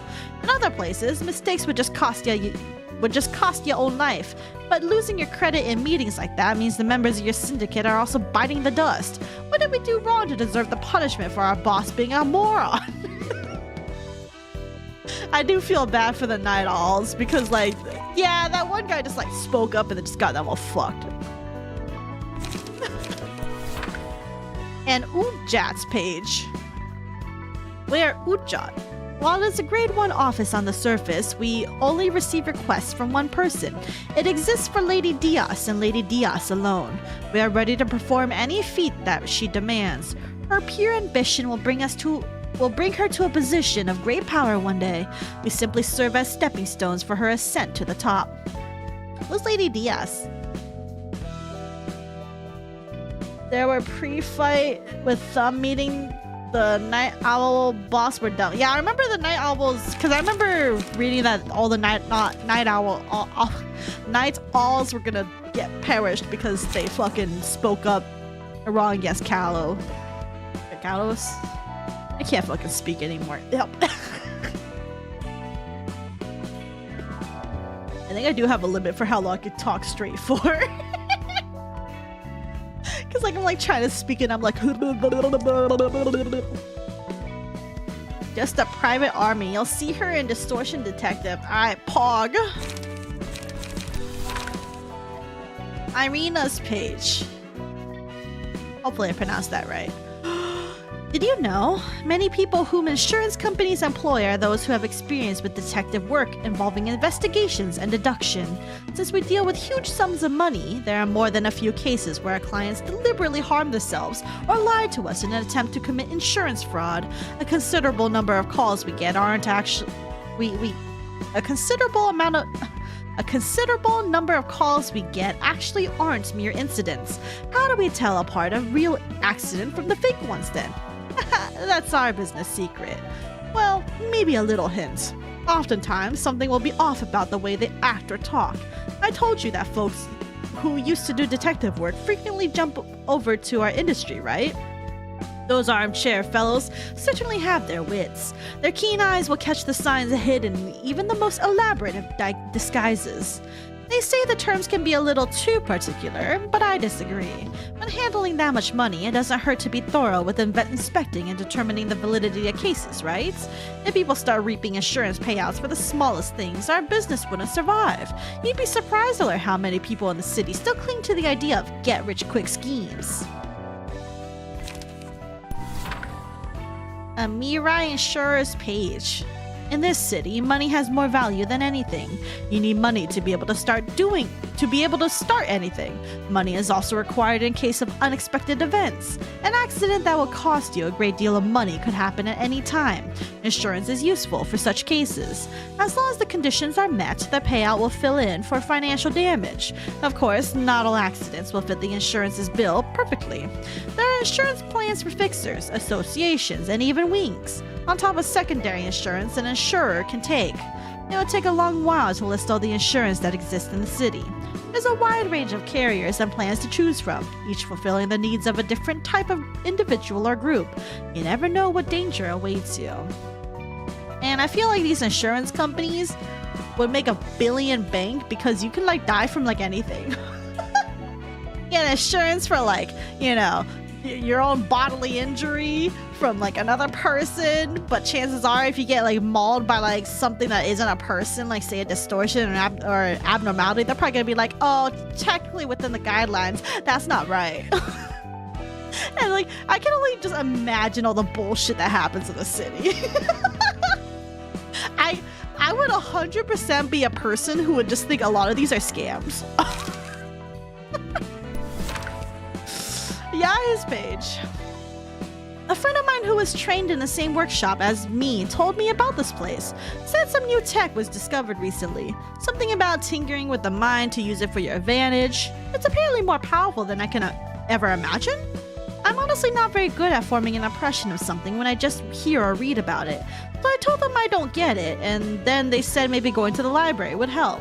They've been researching this new and exciting technology lately, but they said they're too scared to head into that place even if there's vital information to be found.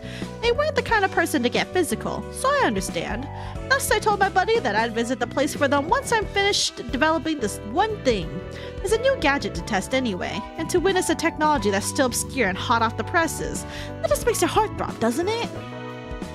And then we beat your ass. A leaflet workshop fixer's page. Leaflet workshop. It's a good place. Offers serviceable weapons to fixers at a reasonable price and sells quality weapons to underground syndicates at higher prices. There's been cases of the opposite happening sometimes, but that's not what matters. Just wanted to emphasize that people from all walks of life visit our workshop. Oh, and I heard some workshops have membership clubs. The select few chosen by the workshop's owner are sent an invitation, or so I heard.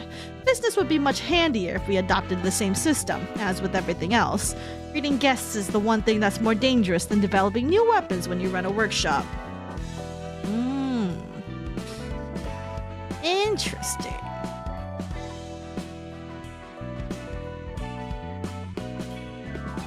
Yeah, I can see why greeting people is definitely dangerous, because I bet some people are just there to try like rob them for stuff.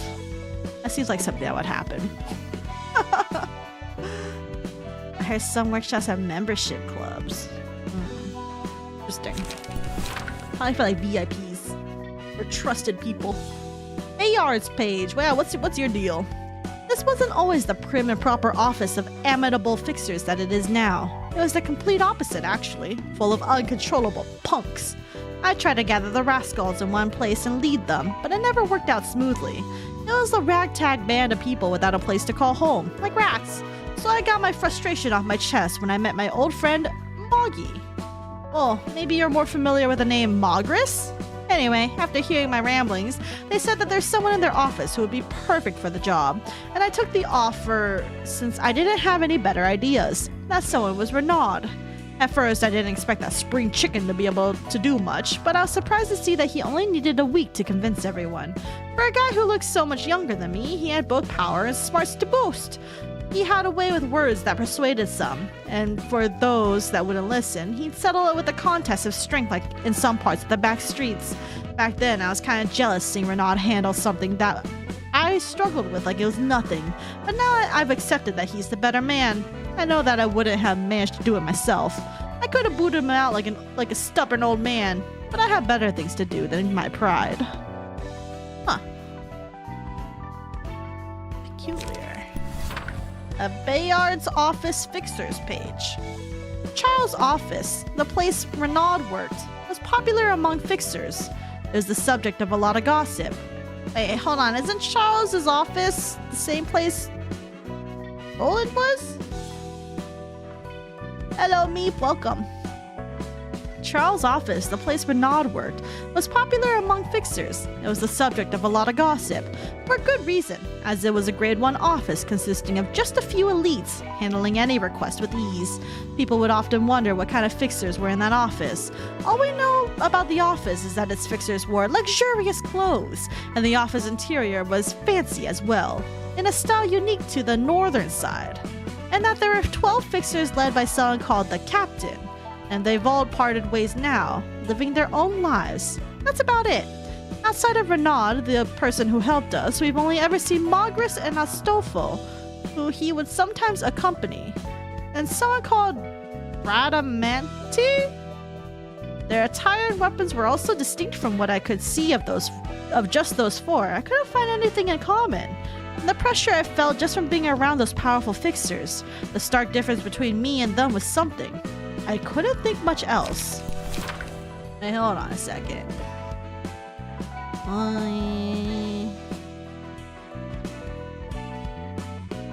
I got frustrated when I met my old friend, Mogris.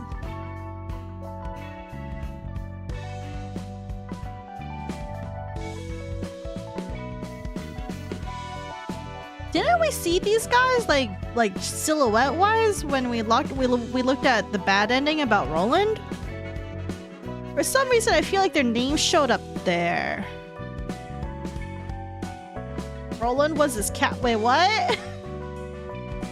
Roland was the cat. No, wait, you're joking, right? Wait, Roland was the cat. I can't tell if you're serious anymore. Can't redeem my daily redeem yet because we're not on Twitch. We're not gaming.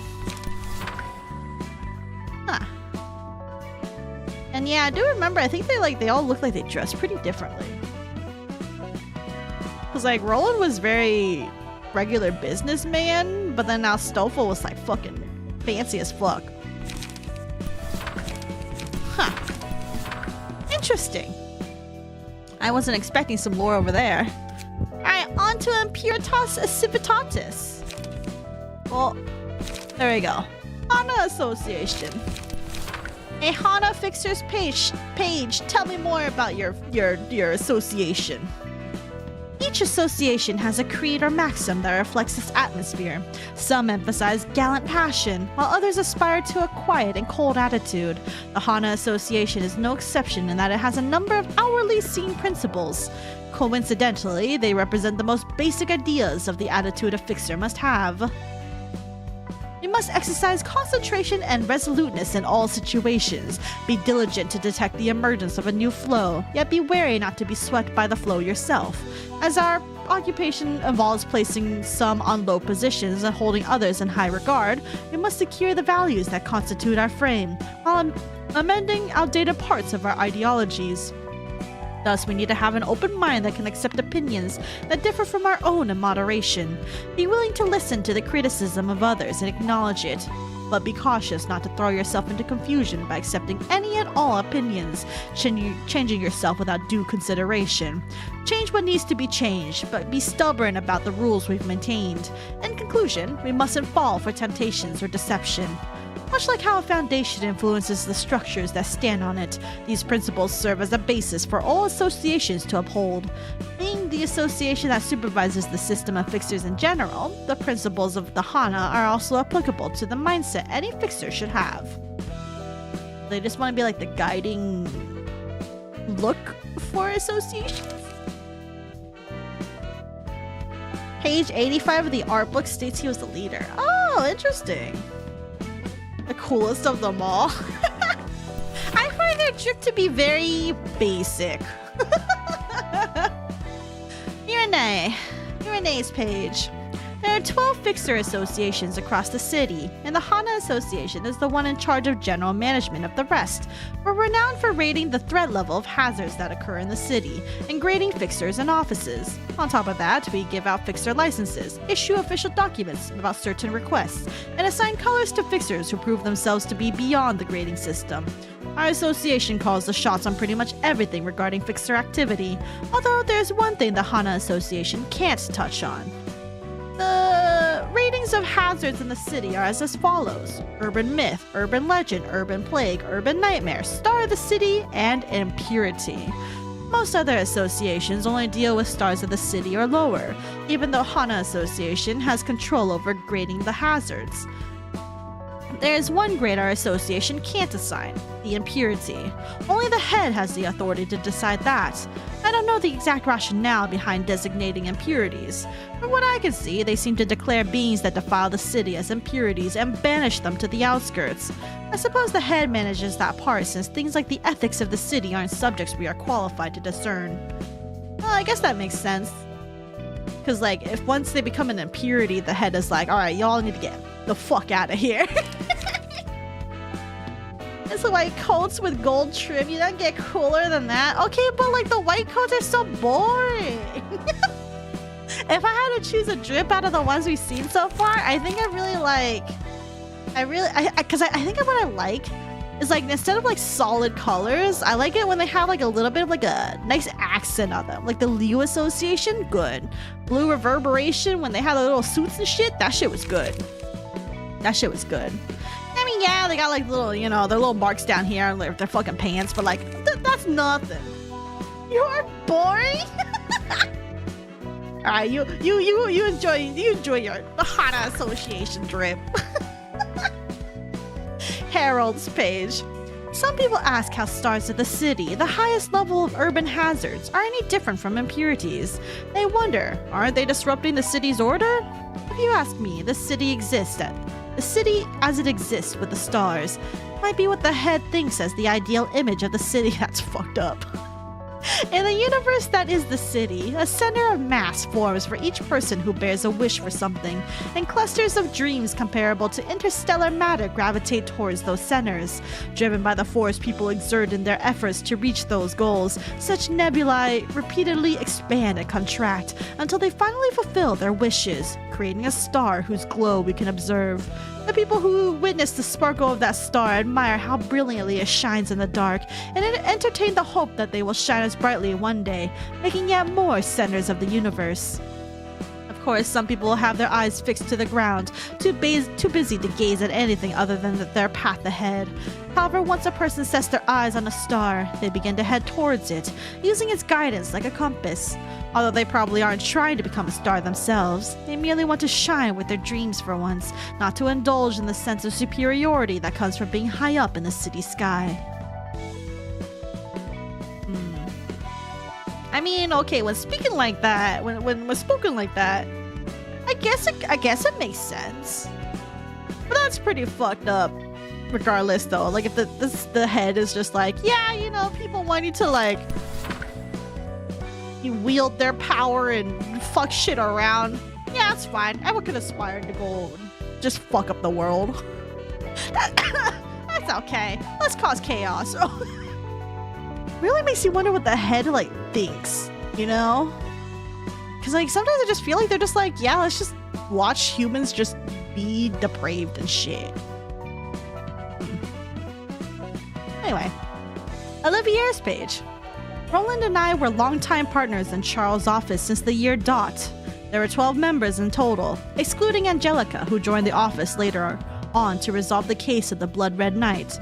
Consisting of rather few fixers for a Grade 1 office, it took on various requests, playing to the strengths of the 12 members who had different quirks and characteristics each. Roland and I got along well together, so I often worked with him. Well, not exactly for that reason.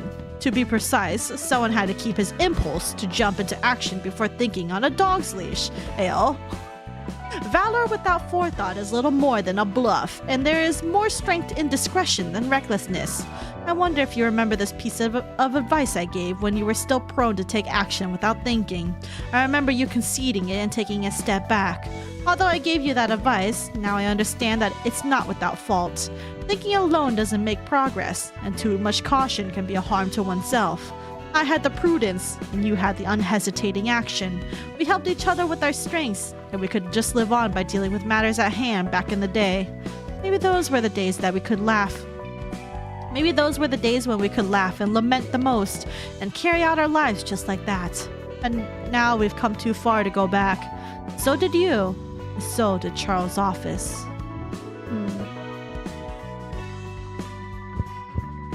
Could have been an OTP.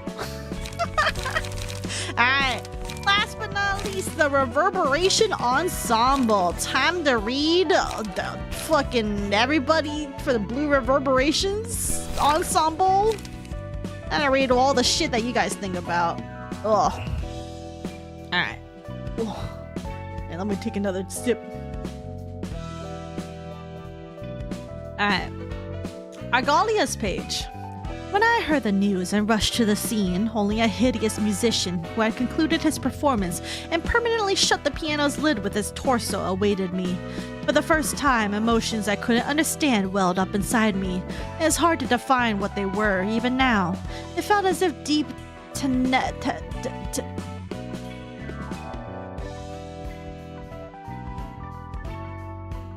Tenebrous. Tenebrous? Tenebrous. Tenebrous. Dark, shadowy, or obscure. It's hard to define what they were even now. It felt as if deep tenebrous strains were seeping out of my heart. Alas, I didn't shed tears before that piano where your body rested, for I soon realized that you were no longer there. That's right. You're the gentle breeze that brushes past my face, and the clouds that fly in the sky, which give me heed of your presence from overhead or underfoot. I thought you had left me, but you will always come back. That's why I care no longer about the skin and flesh you wore only momentarily. ян샷ㄷ. I'll follow after the name you gave me. Uberto?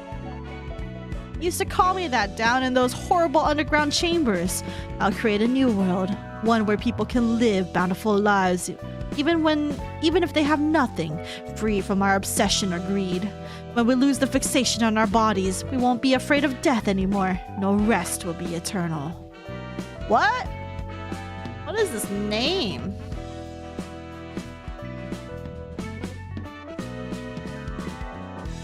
Is an Italian first name the equivalent of Hubert? Eh? Is that supposed to... Used to call me that down in those horrible underground chambers. Huh. It sounds like they had some fucked up shit happening over there. Like growing up and everything. Also, I think he had a little bit too much of an obsession about his sister, but that's fine. Alright, Philip's page. What's your fucking deal, Philip? How much longer must I walk until I reach an end? How tightly must I shut my eyes, cover my ears, and zip my mouth to keep what's around me safe before I can feel a semblance of happiness that won't leave me? I thought I had to overcome this pain and rise above it to become a tougher man. That way, I wouldn't lose those that are close to me. However, a human is fragile by nature. If one is too weak, they would crumble, and if one is too hardy, they would snap. I realize that there's little I can do to calm the disorder of this world. How can I live on without falling to despair then? A mind that is willing to let go of things that were destined to leave at some point. A mind that is content to have nothing. I feel that it's important to refrain from thinking that anything is in my possession. I followed your troop in order to find a way to be happy, but what good did it do for me? Staying with you only exacerbated my suffering, defeating the whole purpose of joining you in the first place. I do want to add that you are not at fault here, though. I was the one who tormented myself. Had I known what I know now back in the past, would that have lessened the pain or changed anything? No, I don't blame myself for the choice in that moment. Even the failures and misery of the past were all part of the voyage leading up to this moment, so I'm thankful that I managed to achieve something for once. I might have drowned in my own tears and sorrow back then, but ultimately, I'm grateful for the choice I made, and all the things in the world. I mean, it sounds like he kind of got some closure. I don't know. Alright, Eileen, what's your thing? Eileen's page. Where we live, there is nothing that can be achieved with your own will. A flow that we cannot go against dictates us. What we call gears are simply there to show the flow. You can't see it with your eyes. Nobody knows who created this massive current or why we must follow it. This flow never leads us to bad places, however. Rather, thinking that such a place exists is an act of defiance in itself. We merely watch events unfold as bystanders. You walk along a path, but was it you who laid the path there? You didn't teach yourself to lift your legs to propel you forward. They simply moved. Furthermore, the decision to walk wasn't our own either. Still too many believe that they moved their legs out of their own volition. It's a shame to see them struggle to escape the flow, for they're only straying away from salvation. Okay, you're crazy. Can't be sad if you don't have emotions. Smart. You know what? That's true. Well, that's probably because he fucking shed all his emotions like every fight that we fought. Alright, Greta, tell me more about cannibalism. It's an era where humans are dominated by the act of consumption. When you're hungry, you get ignored, and when starvation touches your raw nerve, you turn violent. That's how humans are, and people who eat the same food would naturally grow similar. So the high and mighty beings that want to rule over you demand you to eat the correct stuff. When something's correct, there's got to be something that's incorrect. Incorrect food. It's got to mean humans eating humans, don't you think? Why do people think that eating is natural, but then draw the line at eating their fellow man? Who decided it's so, and why? Is it because human life is precious? That's a flawed statement. What makes the lives of animals less precious? We're not about to go down a boring philosophical riddle about the weight of life now. If humans clearly have more value over animals because we're the apex predators, then there shouldn't be any problem with a pack of humans that rise above the rest and prey on others. They've got two options. First, don't eat anything. Hey, I'm not suggesting we all starve to death. Your body is taught to eat. So what if you change that habit? Maybe instead of food, your empty innards could be filled with possibilities of some other kind. If you ain't a fan of that, then there's the second option. Eat anything. Just trace the smell of the blood and stuff what you find in your mouth as soon as your brain tells you to. I mean, I guess she has a point. mean, I don't know. I don't think you can really. Yeah, I'm not saying cannibalism is right and everything, but like, you know, there's something of a point there.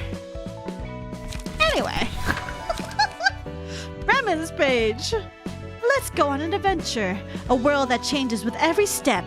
The me that changes after each step I take. My eyes dazzled by colorful light. I pursue pleasures that I don't have. Don't scold us because you can't understand our pursuit. You just happen to be one of the many who feel joy from common things. We, on the other hand, don't see any colors in those. You're the ones drenched in nasty pleasures. We're simply looking for what we lack, but complete satisfaction will never come. It'll only sink deeper in the raging thirst. We will spend our days in yet grander debauchery. We're happy, though. We can wet ourselves in new colors every day, unlike the rest of you.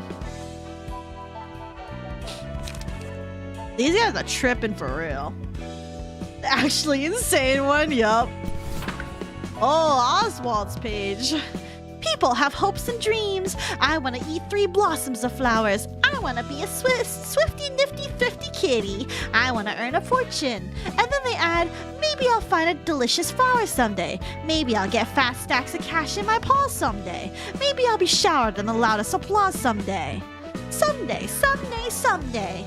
That dastardly someday just won't stop popping up. But to have a hope, you've got to prepare incense to offer those wishful prayers upon. A world where one can't eat flowers. A reminder that you're a sluggish turtle right now. The beggarly reality, setting the stage for that performance we call hope. Thus and therefore, people have the wrong idea about how to have hopes. If they believe that the hopes will come true someday, they'll just keep parroting that contemptible word. The day will never actually come. Having expectations this way will only leave you with bitter anger. I'll change someday. That person will turn over a new leaf someday if I count on them and wait. Yeah, titch. Or chit. People entertain the hopes as they please and then bite at each other when the change they expected doesn't happen. Clowns can't give out smiles in a world full of mean, teary friends. So we should all do the stretches, starting today. Abandon all expectation. Just keep a merry, positive attitude and laugh no matter what you see. Let's make a performance about what's already come true, not of a supposed reality you hope for someday. I'm already on the stage, standing under the brightingest spotlight ever. Okay, Oswald. I mean, like, Ro just sounds tired of other people's excuses. Seems about it. Alright, Tanya. Tell me more about you, Tanya. Tanya's page.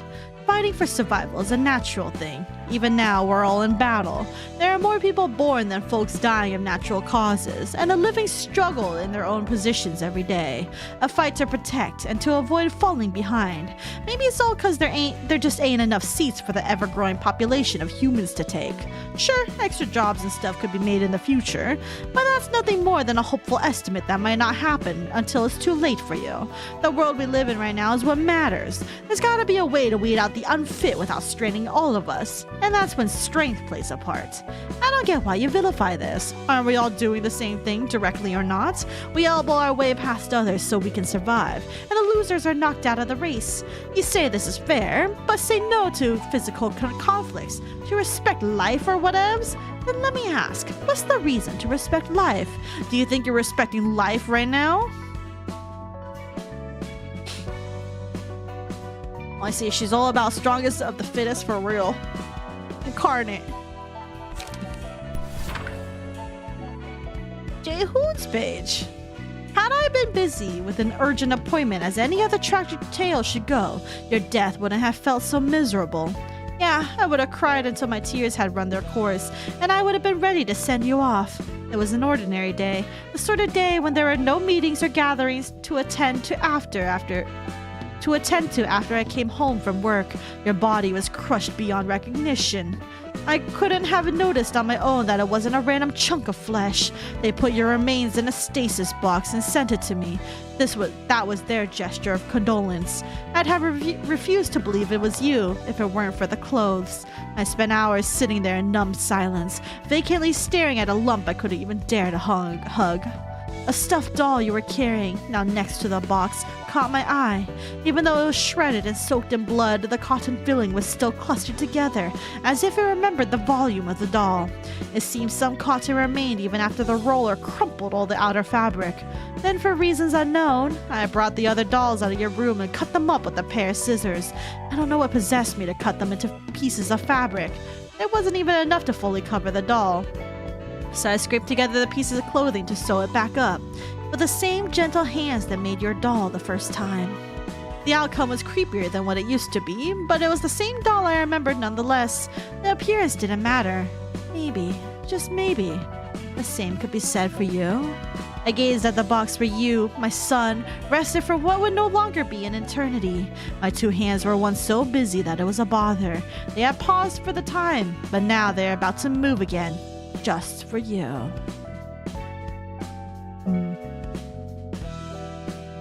Hi, Kyra. Welcome.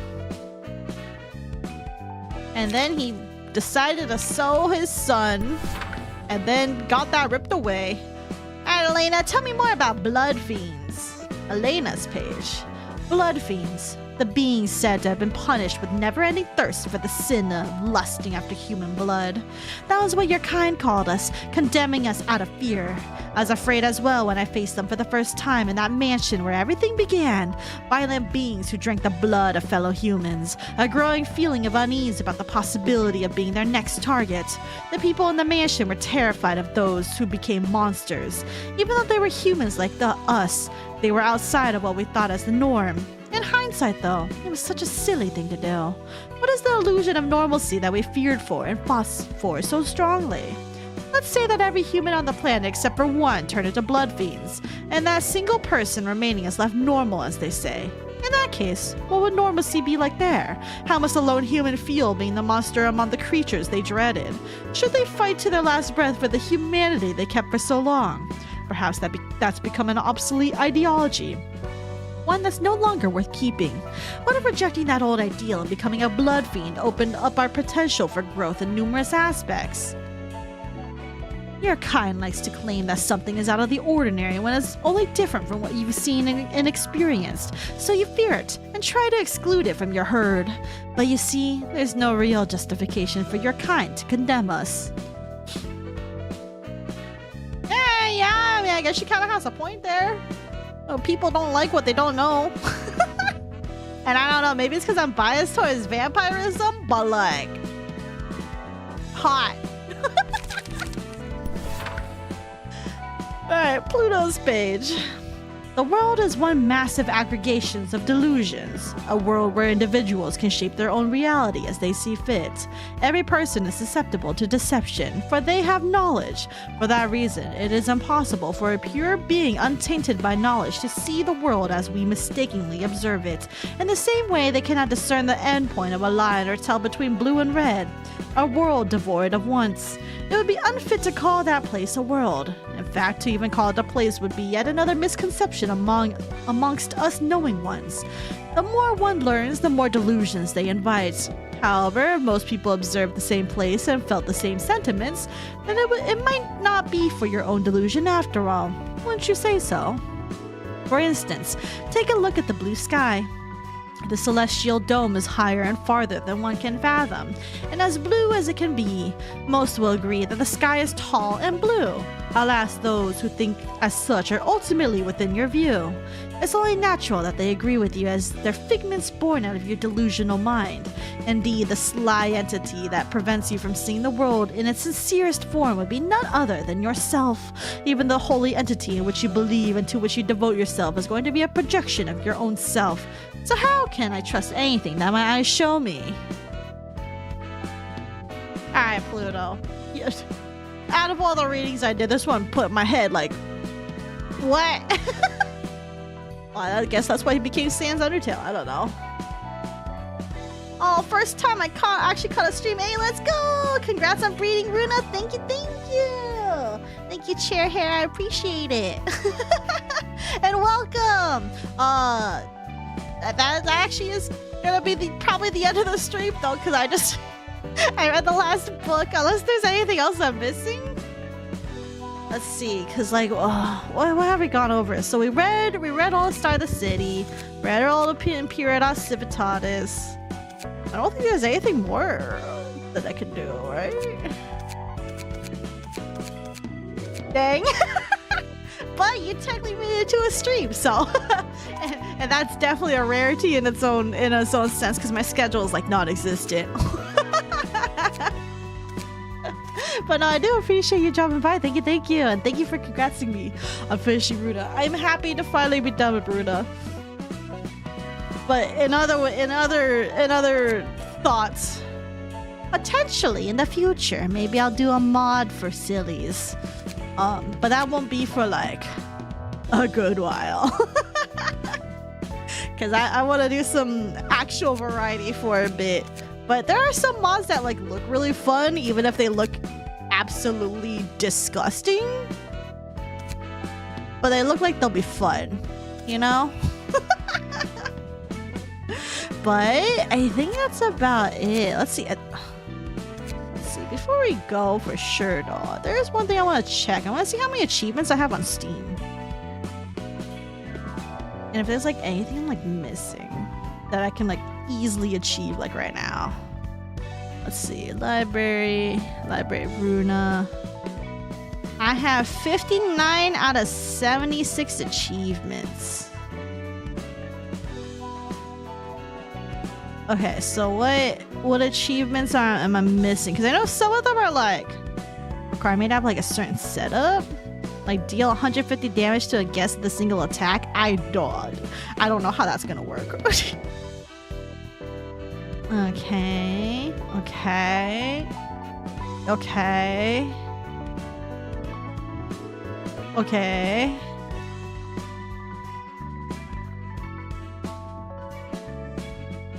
Okay, so hold on. Collect all combat pages.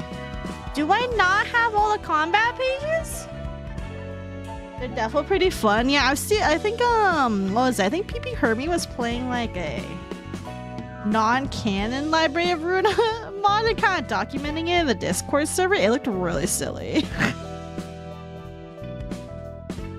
There's probably exactly one you're missing. Shit, which one am I missing? Because like, wait, okay, so hold on. Is combat page related to the stories, or is that related to the, what am I missing? Because I could have sworn I did all the general reception. The early game? Ah, fuck. Because I could have sworn I like looked it up on the Wikipedia to see which one I was missing. Okay, hold on. We're not done yet until I get all the book. Okay, hold on.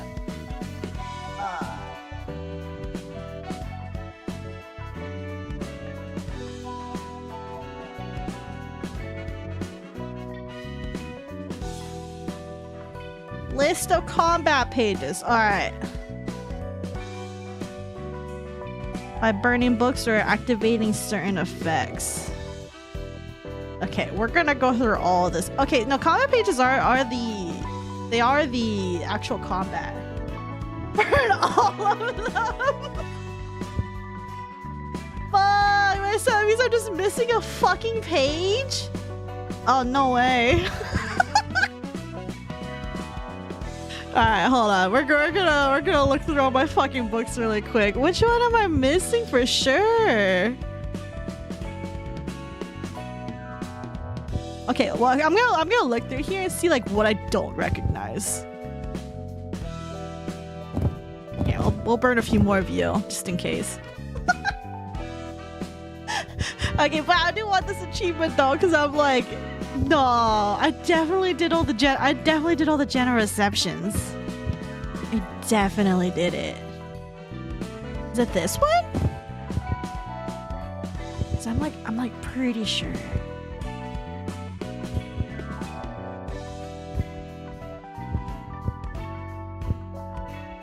I don't look for anything that doesn't have. Oh, you know what? Oh, I would not actually be surprised if it was fucking Yori's.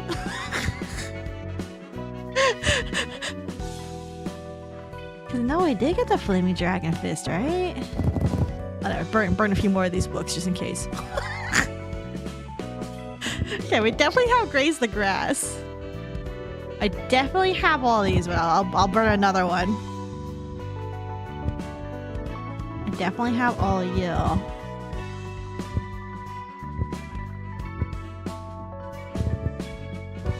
But I'm like, I should definitely have them. I know for sure. Oh, why do I have 8 books of fucking Why did I get 8 books? Search your library for the page diversion. That was the page I was missing. Okay, I'll look for that. Let me burn this really quick and we'll Google that.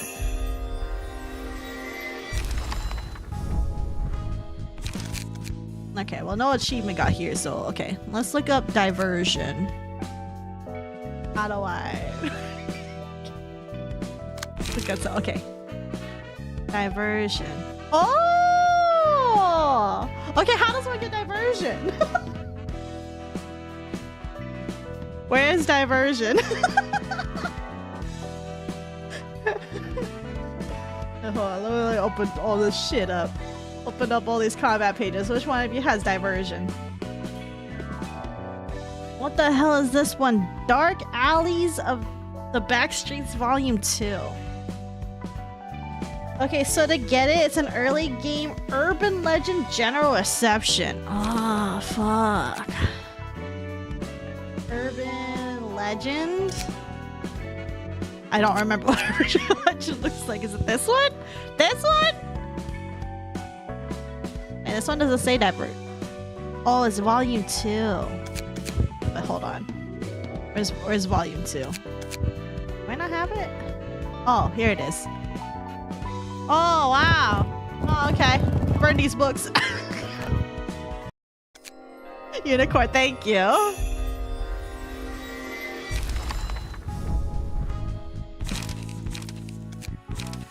Okay, there's diversion there now, but I still don't have the achievement show up? I'm missing more than one. Oh god, I'm still missing more than one. Fuck. Okay, let's go look over here, all over here for the new ones then.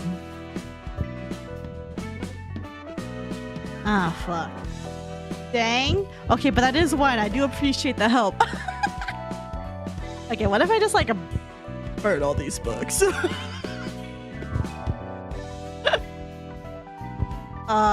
But I also have a completionist thing. Well,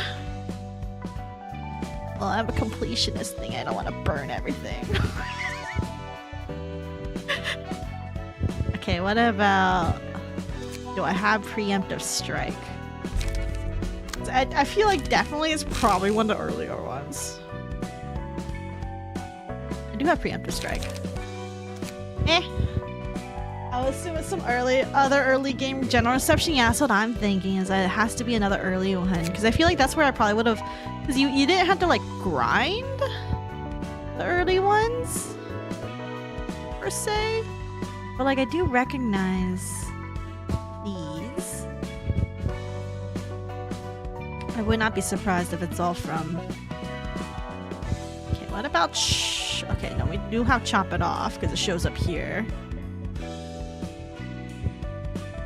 We do have commandeering.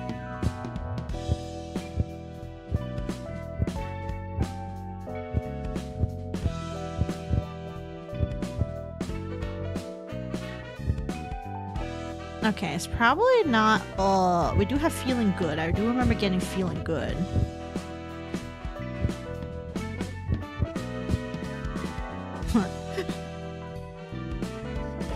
Thrust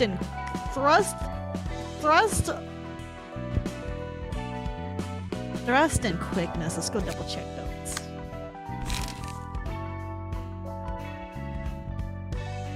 Because I feel like this is the default, right? What the fuck don't I have? I see you grab pages like like axe gang and the like? Yes, I did. Although there might be some things I'm missing from them. Maybe cut in? Here, we'll burn a few more of these.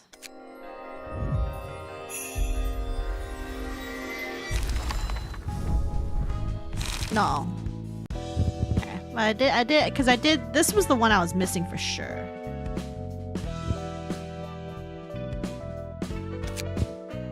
Like, that one I had to look at the Wikipedia for because I wasn't gonna find them for some reason. That pound?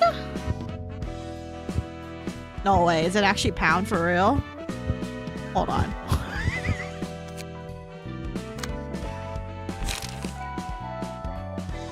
No, I have pound. What the fuck? What am I missing? What the hell am I missing? Okay, here. Burn a few more of these, because there's a lot of them. It's gonna be desperately trying to find where can I... What am I missing? I don't... Did I get quick attack? Okay, burn more of these. Okay, I'm not getting anything here, so I don't think it's... Okay, quick attack showed up, okay. Okay. So, it's not these, and it just kind of reset itself, it looks like. Okay, what about you then?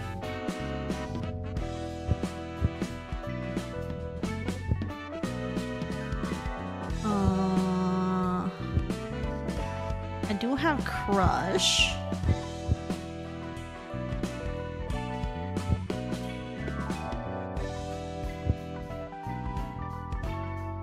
And I do have Scratch that. That one I know for sure I was missing at the time. And I was like, whoa, I could have used this. And then I never used it. Because I found it too late. Okay, we have Shocking Blow. What about Destructive Impact?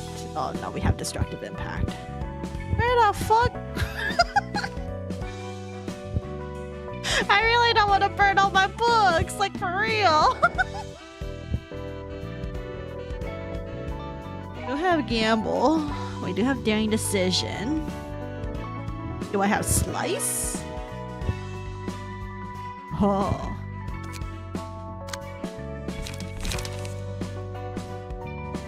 Okay, we have Slice. Where the fuck? I'm gonna lose it. I'm gonna lose it. Where the fuck is it? Got all 6 of the Star of the City general receptions. I think I did. Let's see.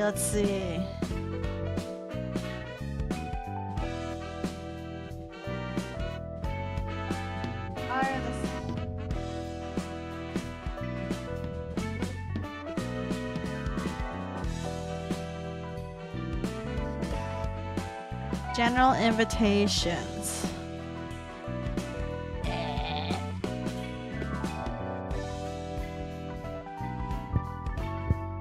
Well, let's finish looking at these really quick, and then we'll go. For shield, we do have that. Suppress.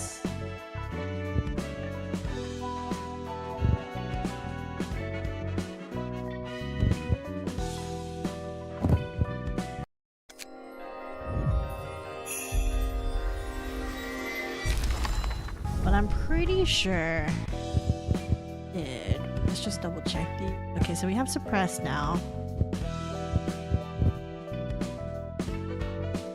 Pretty sure I have your shield. Yeah, I do.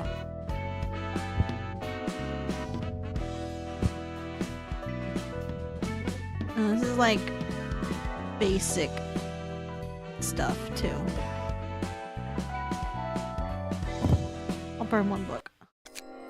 My other guesses would be R-Corp gold quality pages that you get from the rebattle. Oh, I could have sworn I got some of those too. Let's go look at.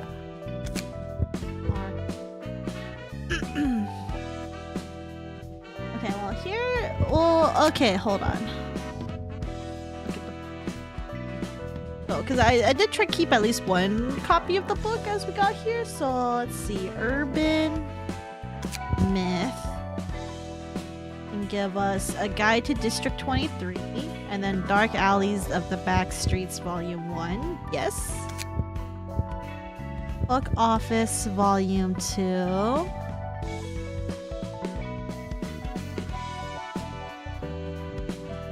Oh wait, we're still on urban myth. Wait, what?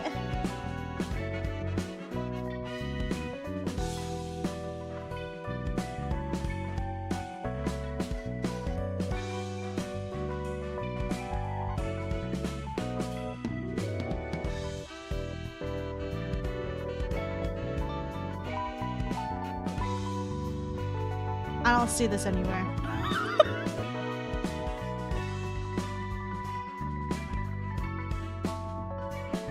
Book Office wait, I could have sort. Did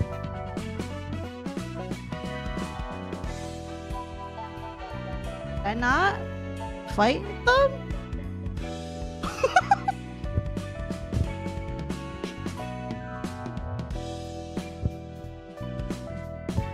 Okay, hold on. Hold on. Hold on. Did I not fight? Is it because the emotion level didn't get that far? Book Office Volume 2.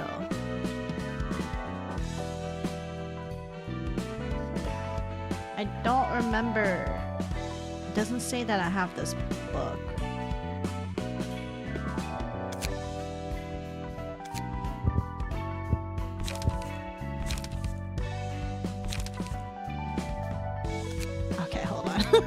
Hold on. I guess we are gonna do a little bit of gaming. Okay, hold on. And one Canard book and one Urban Legend book.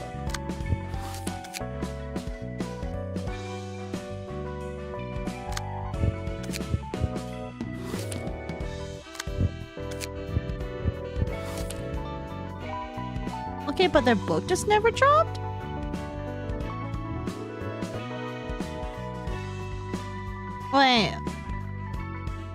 Wait, but would it show up if I'd wait?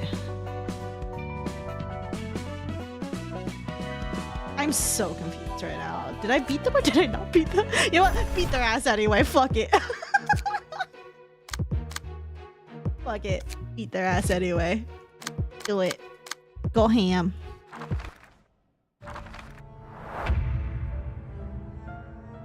Violence? Yeah, we're choosing violence. Look at these people thinking that we're not afraid. Yep, bewitched. I'm pretty sure. Fuck. Oh, this is violent, alright.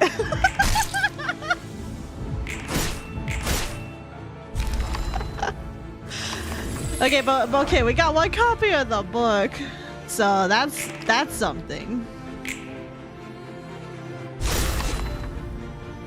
Maybe I was just like, maybe I just never, because like I know I fought them, but maybe I just never got that, like, their actual book. Also because I beat their ass. No, but I could have. Hold on.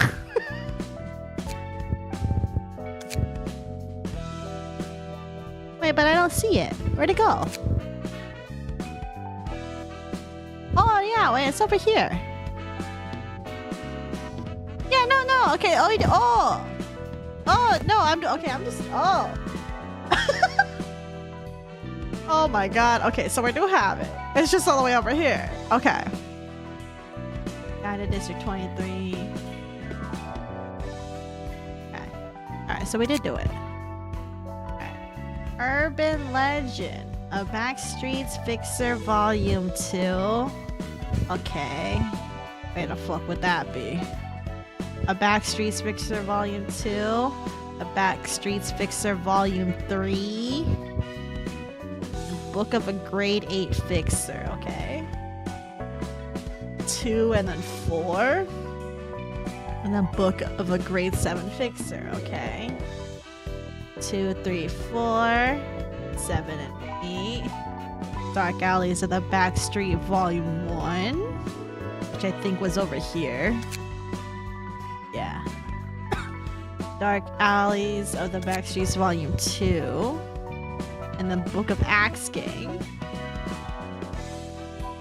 Book of the Stray Dogs here. Book of Axe Gang. Book of Jikan is here. Is there anything I'm missing here? I don't think so. No, because you basically got all of those.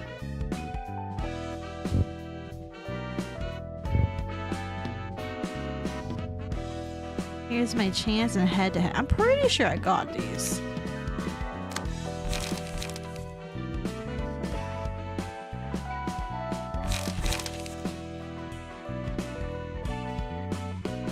Okay, they don't like the apostrophe. Okay, yeah, so I do have those. Oh, I'm good.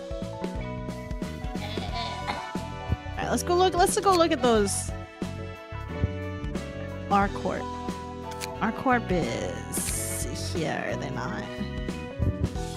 The complete books. I got Mind Crush, I got Ground Crash, I have Disposal. I have Savage Mode. Oh, I have all these.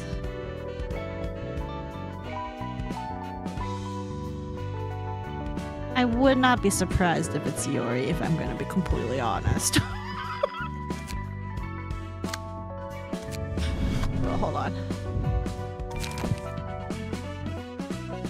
Okay, but I do have the Violet Blade. So it's not a Yuri? Because I have Violet Blade. I definitely know I have Snake Slit and Snake's Prey. Maybe Venomous Fangs?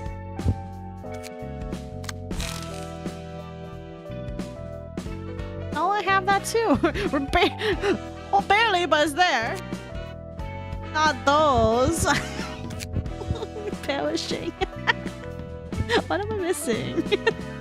I have Celestial Spear because I used it. I have True Trigram Formation. I used it. Confrontation. I believe I've used it. And it's here. Okay, so it's not Impuritas. Okay, what about Yale? What are you doing, Sandals?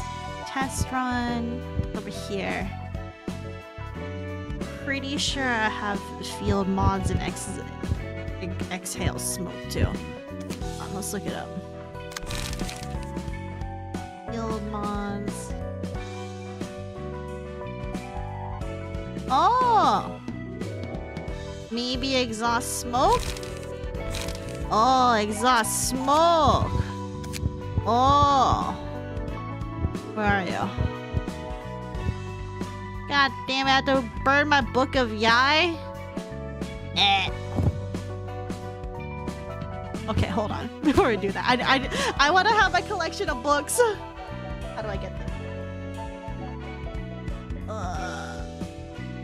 Book of 2-star The City Road 2 books. Puritas books.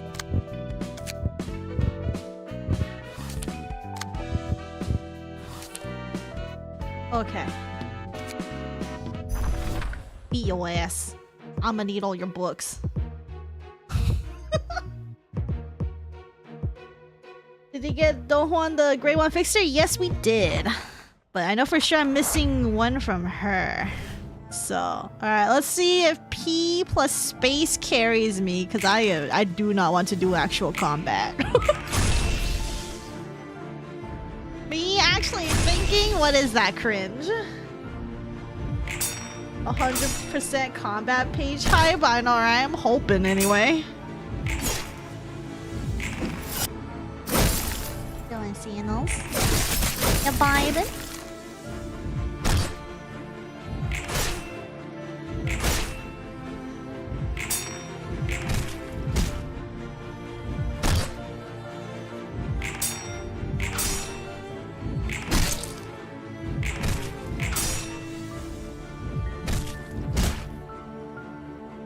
feel like doing it manually is probably better. Oh, sir, get off of me. Tail, so heavy. Oh yeah, no, I'm doing this manually. Fuck this. I'm just like here, like, what the hell happened?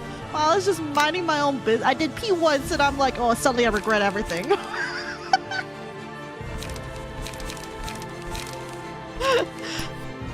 Suddenly I regret everything. Okay,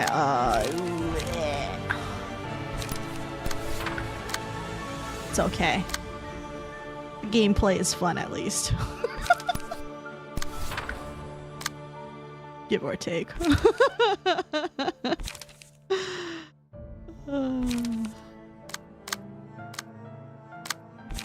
Okay, you want to go here, you want to go here, and then...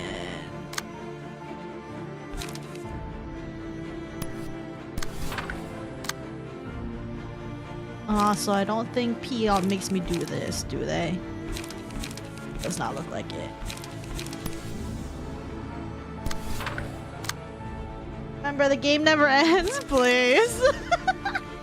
Bad wishing.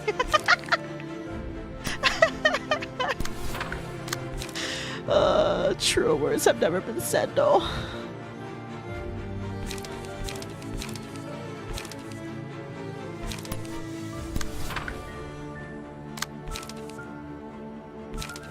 Alone. Then you can go ahead and intercept this one. Okay.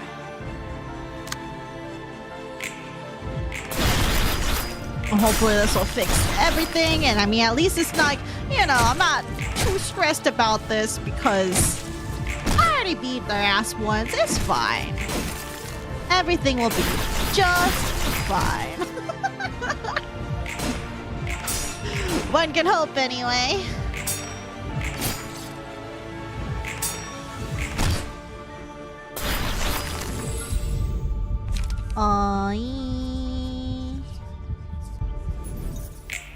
Give that to you, Bina.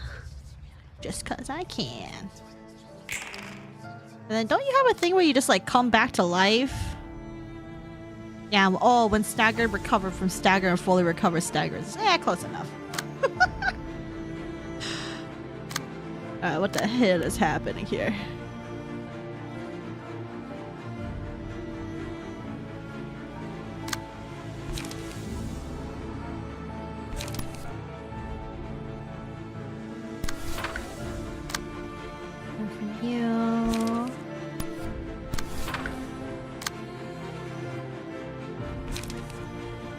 Do this for the sillies. Maybe I will. Who's gonna stop me? Nobody is. That's who. Hey, get out of here.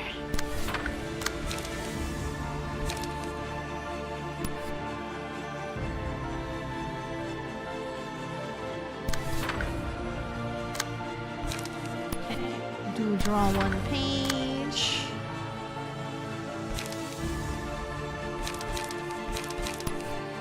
Go ham on them. Field mods is cringe,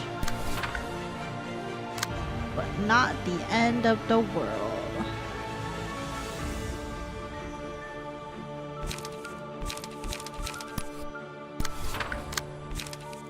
Now, who has... Does anyone have resonance? No one has resonance? This is cringe. No one has resonance. Unbelievable. I go beat them up.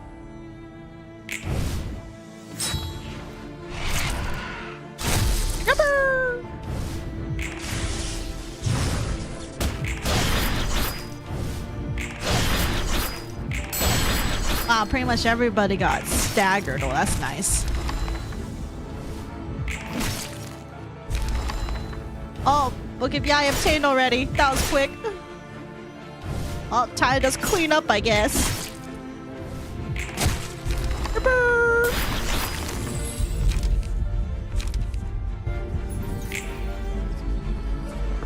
No Exodia for us, though. Ah, music change. Yippee! Always a good sign.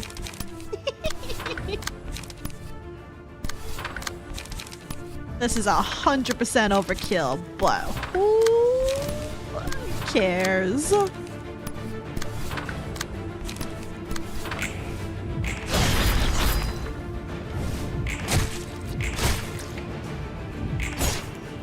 And there we go.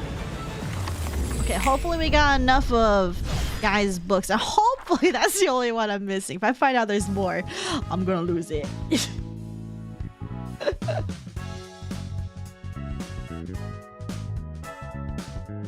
Okay, we only got 2 extra books, but hopefully that's enough.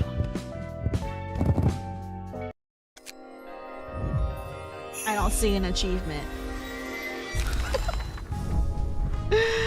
Okay, so, but we do have exhale smoke, but that means I'm missing more than just this one. Oh my god. No! Oh, well, back to looking through all my books again. Ah, this is unbelievable. How many combat people? Do I not have it? I don't. Panic real. Oh. Oh, I want to at least complete this part. Okay, I do have these. I do have these. I do have these. I do have Yan's stuff. Fervid emotions, I'm like pretty sure I have.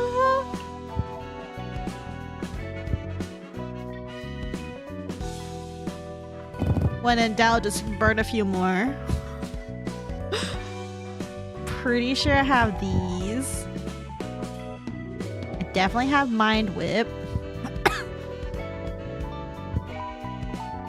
I have these. I don't actually know if I have Pinpoint Shot. I feel like I do. Okay, I do. Okay, I have these. I have these. I have these. I have these. Okay. I definitely have those. Pretty sure I have Flaming Dragon Fist because I'm pretty sure I used it. I have a billion Liu Association for some reason. Okay, I definitely have Eradication. I have Decapitation. I have Castigation.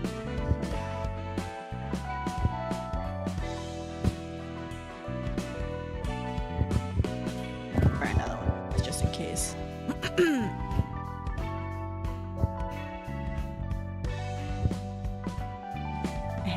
I have these. I have Class and Respect.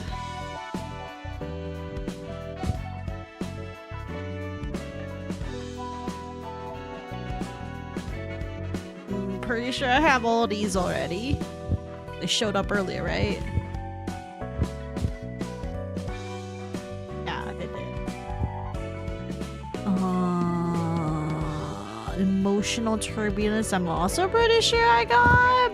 But I'll take those if you are those. Oh, I do. Okay. Take those back.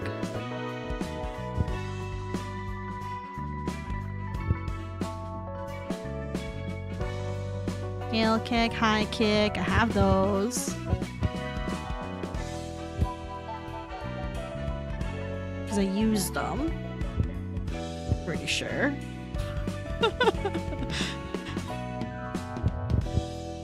There's so many damn books here. Critical Moment, I've definitely used. Shoving Stab, definitely used. Overthrow, I definitely think I used. Put it on there anyway. I definitely used these.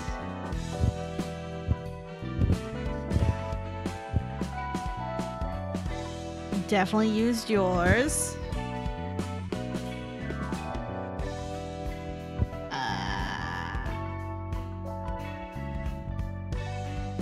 Oh, my model's dying again.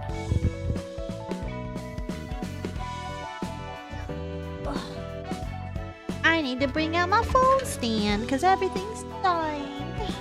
Not like I expected to be streaming this long, but you know, life be like that. Because I at least wanted all the combat pages. Oh, now my model's gonna look like I'm fucking staring off at a completely different land.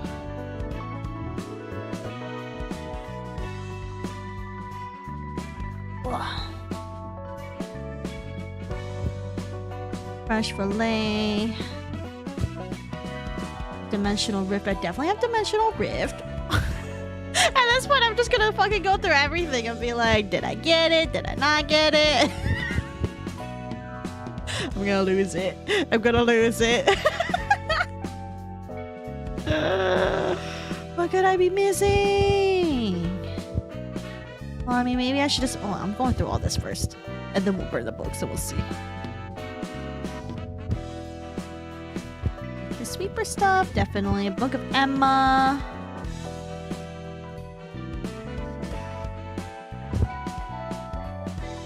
Wild card and juggling we got. Sharp nails and circumstance. I'm pretty sure I got these already. I'm pretty sure they showed up before. Just in case. Unfortunately, there's no other way. Oh, they're so pained. I wish they would tell you. I'm pretty sure I have all these, but I'll go ahead and burn one more. Yeah, extreme edge. Pretty sure we have flashing strike. Yeah, we do.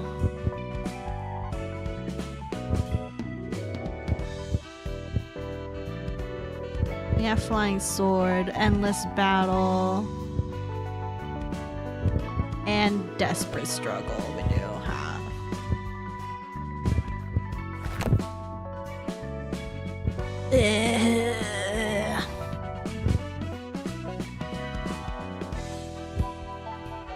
Okay. Transparent we definitely used. Collision I have. But I'm like, I'm pretty sure I used Transpierce. So I feel like I don't need to burn them again. But fine, we'll go ahead and burn a few of those, just in case, you know? You never know.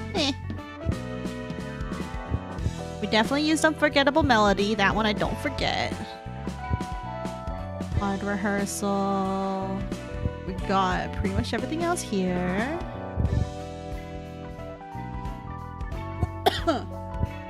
Alright, ink over. Sky clearing cut, which by the way, Olympus Company sucked ass. That hurt a lot. That was fun. I love his counter. Sharpened blade we do have. I'm pretty sure I have both things from Tom Mary because I definitely burned their book before. But just in case, we'll burn it again. Zap. We did get. So all these are gone.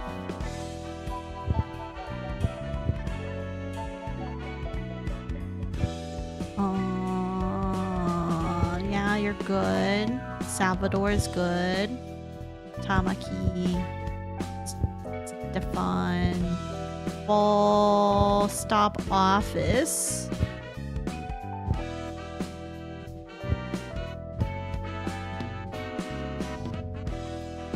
I don't actually know for this one, so we'll go do that, and then we'll go double check this one.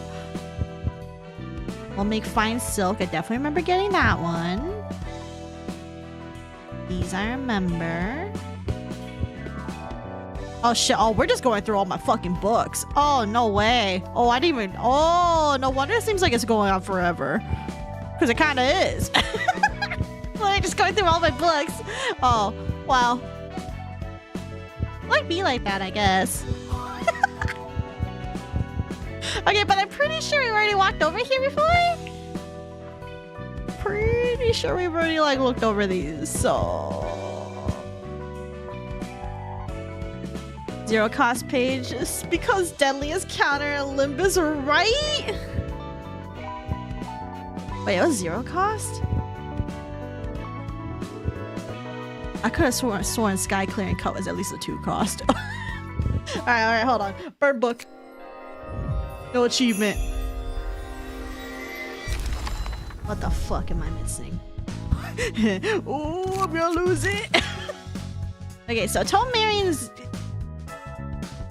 out of the running. Sharp nails and wild cards, so it's not done.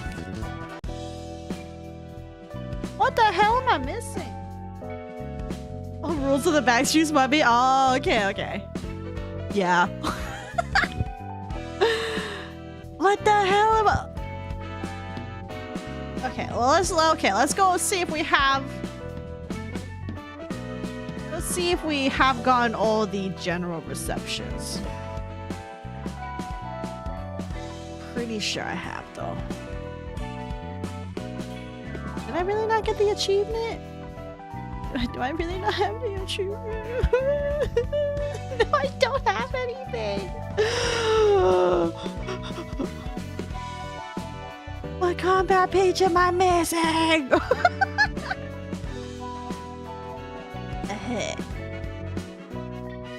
No. What am I missing? I'm losing it. Okay. Back to all my books. Okay. Is this Urban Legend? Backstreets. Yeah. Okay, we already looked at these. Book of Axe Gang. Okay, Urban Plague. Book of Jikon. Book of Arrested Chainlink. Book of a Workshop Affiliated Fixer. Book of Hanafuda. Book of Jones Office Fixer. Okay. Book of Dante. Yes. Book of a 7 Association Fixer. Book of Bamboo Hatted Kim. Book of Blade Lineage Cutthroat. Okay, Starless City. We have Book of Don Juan, the Grade 1 Fixer. Where are you? Oh, there you are. Yup. There you go. Do I have a critical moment? Now I'm suddenly guessing myself. Critical. Yeah, I do have critical moment. Yeah, but we have his book. Book of Arena. Book of Mirai Life Insurer. Book of Yay. Book of a Leaflet Workshop Fixer. Book of Alan.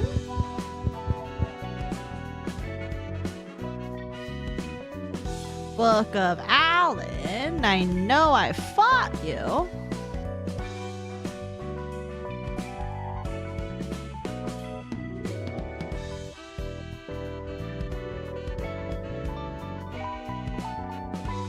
Book of a Night Owl. Okay, but are you secretly somewhere where you're not supposed to be? Do I have to fight you again? I could have sworn past me you would have gone ahead and gotten your book again if I burned it for the page. Because I know I got his page because we read it. Okay, so Book of Alan we'll have to go and get again. And we'll see if I'm missing something from him, which is possible. Anything's possible. And Book of an Ujat. Okay, yeah, so, okay, let's get Book of Alan again. He did have one gold quality page. Oh, it's Stiletto? I'm probably missing that. Yeah. Alright, it looks like it's him. No! I hate this.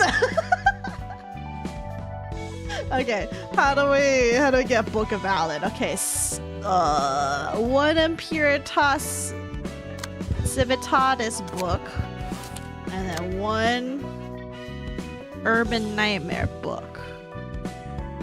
Urban Nightmare book. You're so cringe, Challenge. I only know you for one general invitation battle and you're causing me pain. Look what you did. You motherfucker. I don't even know what he does.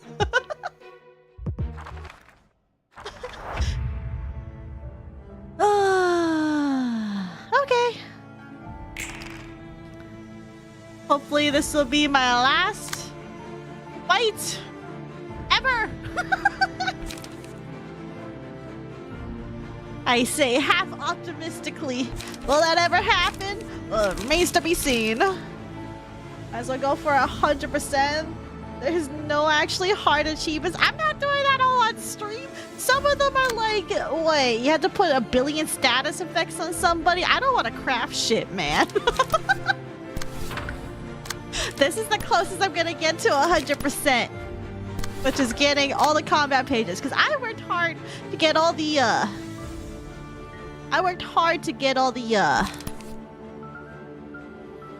oh, whatchamacallit? Words. I forget words. Oh, I worked hard to get all the fucking general reception books before I even made it to the ending. Oh, that's cringe. Okay, well, ideally we'll keep him alive.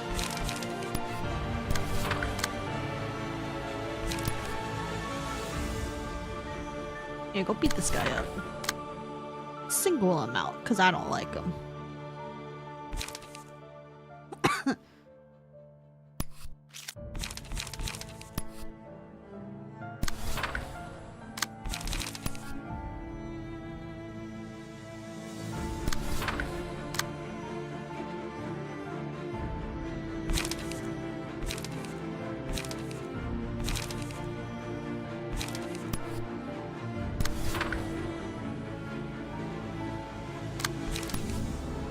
Oh, that's not how this one works. That's fine.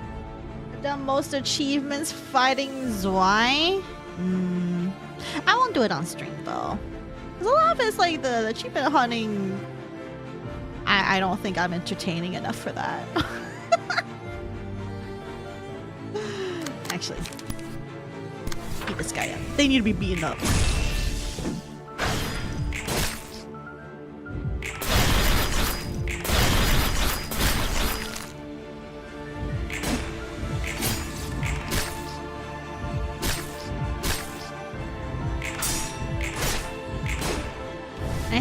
Some of them are well, yeah, but then there's like 5 hidden achievements. I don't know what those are.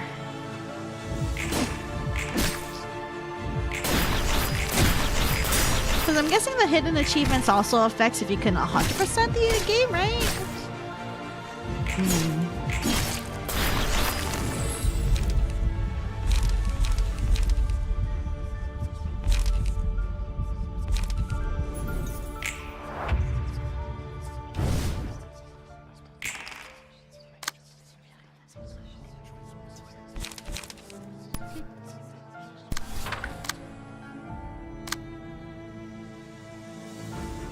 Aw. Cringe.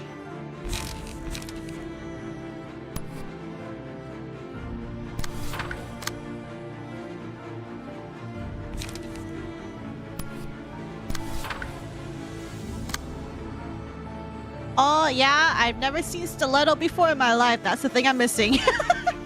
Boost damage by sum of users' haste and targets bind. Oh, what the hell? Yeah, I've never seen this card before in my life, so that would explain where it went. This is what I'm missing, for sure.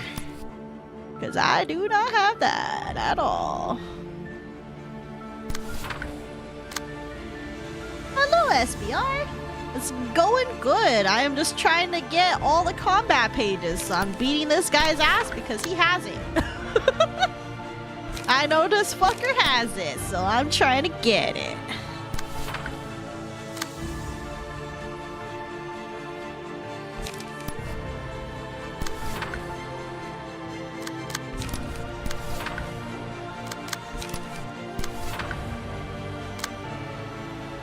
I got nothing here.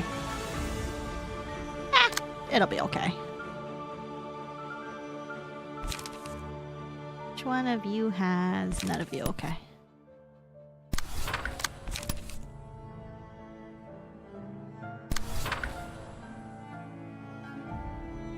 This is... Oh! Hello, SR! Good to see you on your YouTube account. Thanks for dropping by, though. I do appreciate it. Yeah, because I don't know what people's users are if y'all change them between platforms, which understandable. I have it all on YouTube myself, so no one ever knows it's me unless you happen to know my alt, but my Oshi will never know that it is I, the Saphera, because my alt is not at all Saphera, so rip. One is the final reception without any of 3 peeps dying? Oh. Well, that's never gonna happen. Streaming on Twitch? I was over there and didn't see your stream up, so I was so confused. Oh no, I don't know how to do multi-stream. Or rather, I'm pretty sure I could figure it out, but I'm lazy. But I do occasional YouTube streams, but my YouTube streams are just mostly me reading stuff. So like, in theory, I would not actually be doing like gameplay things like I am doing right now. But I'm trying to get my last whatchamacallit combat page, which this guy has. So that's kind of why this happened. And it was all just because I wasn't supposed to be doing this. But yeah, I haven't figured out multi-stream, so life do be. But it's not like my YouTube streams happen that often anyway. They're pretty low-key. One achievement is killing a member of the thumb or index using Pete's page. What is the rat's page? Really? Oh, that's silly. They're like, go play as the rat and go ahead and beat him. That sounds kind of fun, actually. Not gonna lie.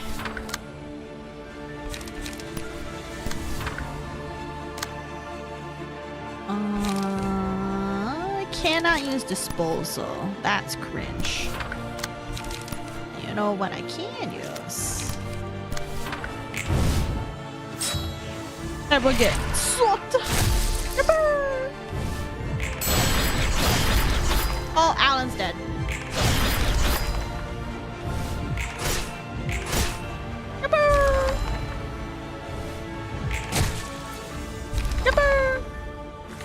I mean, YouTube might have some videos regarding that subject if you feel a bit lost. I guess you can use them, I guess. But I don't really, like, want to multi-stream, I guess. Just because I feel like, I don't know. I don't feel like it. I just don't feel like it. I mean, I guess, like, you know, there's no quote-unquote harm to multi-streaming, but I just don't want to do it. I know some streamers are like, yeah, it's fine because, you know, makes your reach bigger or whatever.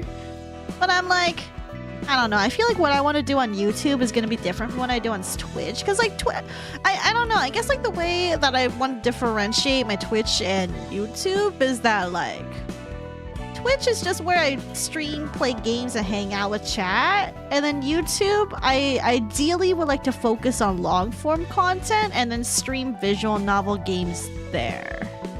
Where I just sit and read. Because, like, the thing with YouTube is that there's just less interactivity with chat. Like, you know, like, on Twitch, you guys can do redeems and things to, like, you know, quote-unquote influence the streams. But here on YouTube, most you do is you make a comment and then a good streamer will read it. Well, like, that's about it. You know? Stiletto? Yeah, stiletto. This bitch is what I'm missing. Come here. I got it! you, Alan, for gatekeeping my fucking achievement. Except, okay, he wasn't the only one gatekeeping it. I was like missing like 3. But I got it. Yippee! Gaming for real. Yeah, and Twitch and YouTube do have pretty different cultures. Yeah, that too. Like, I feel like... Yeah, they definitely do. And the audiences are different too. Oh man, I'm wishing to get the 10th rank. Dimensional Shredder, Honglu, and Limbus have used 2 10x tickets and still no luck. Oh, good luck, SR. If you want my advice when it comes to Ego and Limbus Company, I would say it's not worth it to roll for Ego because the rate is so low. And then like once you do get Ego, it like pulls it out of the pool. So like, in my opinion, if you can afford it, and if you have the battle pass, or if you have enough shards, I would shard it in the dispensary for any Ego that you want. Because I would say Egos are harder, like specific Egos are harder to pull. Although, I mean, like, you know, on a rate up banner for like the character, it might be easier, but I still don't think it's worth it. I mean, ultimately it's RNG, but life be like that. But thank you guys for all the help, for real. Thank you, Chair, for all the advice, because I'm just like, I don't know what I'm missing. But you're right. All right, cool. Well, I think that's it for real now, because I now have 60 out of 76 achievements earned, which, you know, for my casual gameplay, I actually think that's pretty good. Pretty good, although it does look like a good chunk of these are not that hard to get. But I am content. Okay, hold on. What is the combat page? Only 7.6% of players have this achievement. You know what? I don't blame them. Trying to figure out which of the combat pages you're missing out of the entire thing is a pain in the ass. Good luck with the rest. Thanks. Rate up is a lie. I mean, yeah, he's like 10th rank, so I think I can get some luck before 7th of March. Close of rate up. Oh, is that how that works though? I could have sworn all Ego is about the same, even regardless of the actual Ego rank itself. But I still think when it comes to Ego, if you want a specific Ego, you should dispense it. Rate up is a bit of a lie though, I do feel. But alright. That is it for me today, you guys, here on YouTube for now. Thank you guys so much for hanging out. Tomorrow I am gonna do another stream over on Twitch. I haven't 100% decided, but I think it's gonna be a Date with Death, which, if I remember correctly, is a visual novel game, and theoretically I should play it on YouTube if it is, but I'm just gonna go ahead and put it on Twitch anyway. But I'm probably gonna play that, and then I'm gonna go Thirst Over Death because he looks hot. So I don't know. I just know the game looks really interesting. He's also very hot, so I want to be unhinged and thirsty. But yeah, thank you guys so much again for hanging out. I do appreciate it. Thank y'all for lurking and everything. And yeah, with that, we're finally done with Library of Ruina. Maybe I'll revisit Library of Ruina in the future when I decide I want to torture myself with mods. When that time happens, I will definitely let you guys know. But for now, that's not happening for at least half a year. So don't expect it anytime soon. But yeah, otherwise though, this game was really fun. Great story, a lot of detail, good world building, very enticing. Highly rec, even though chances are, out of me saying this, but people who are only watching this are people already played Library of Ruina all the way. But you know, it's a good game. It's a good game. All right, guys, take care. I don't know how rating works in YouTube. I don't think Salmon is on, so she would be the only one I rate anyway. So I come back in his ending. I'm sorry, Shaka. You didn't miss much though. You missed it. I was just trying to figure out my last combat page. But anyway, I'll see you guys tomorrow over on Twitch, and thanks Grim for knocking over everything. Good night, everybody. Have a wonderful day. Keep it vibing. Bye. Oh, where's my ending sing? Oh, OBS is frozen. Oh, wait. Oh, okay, we're good. All right, bye.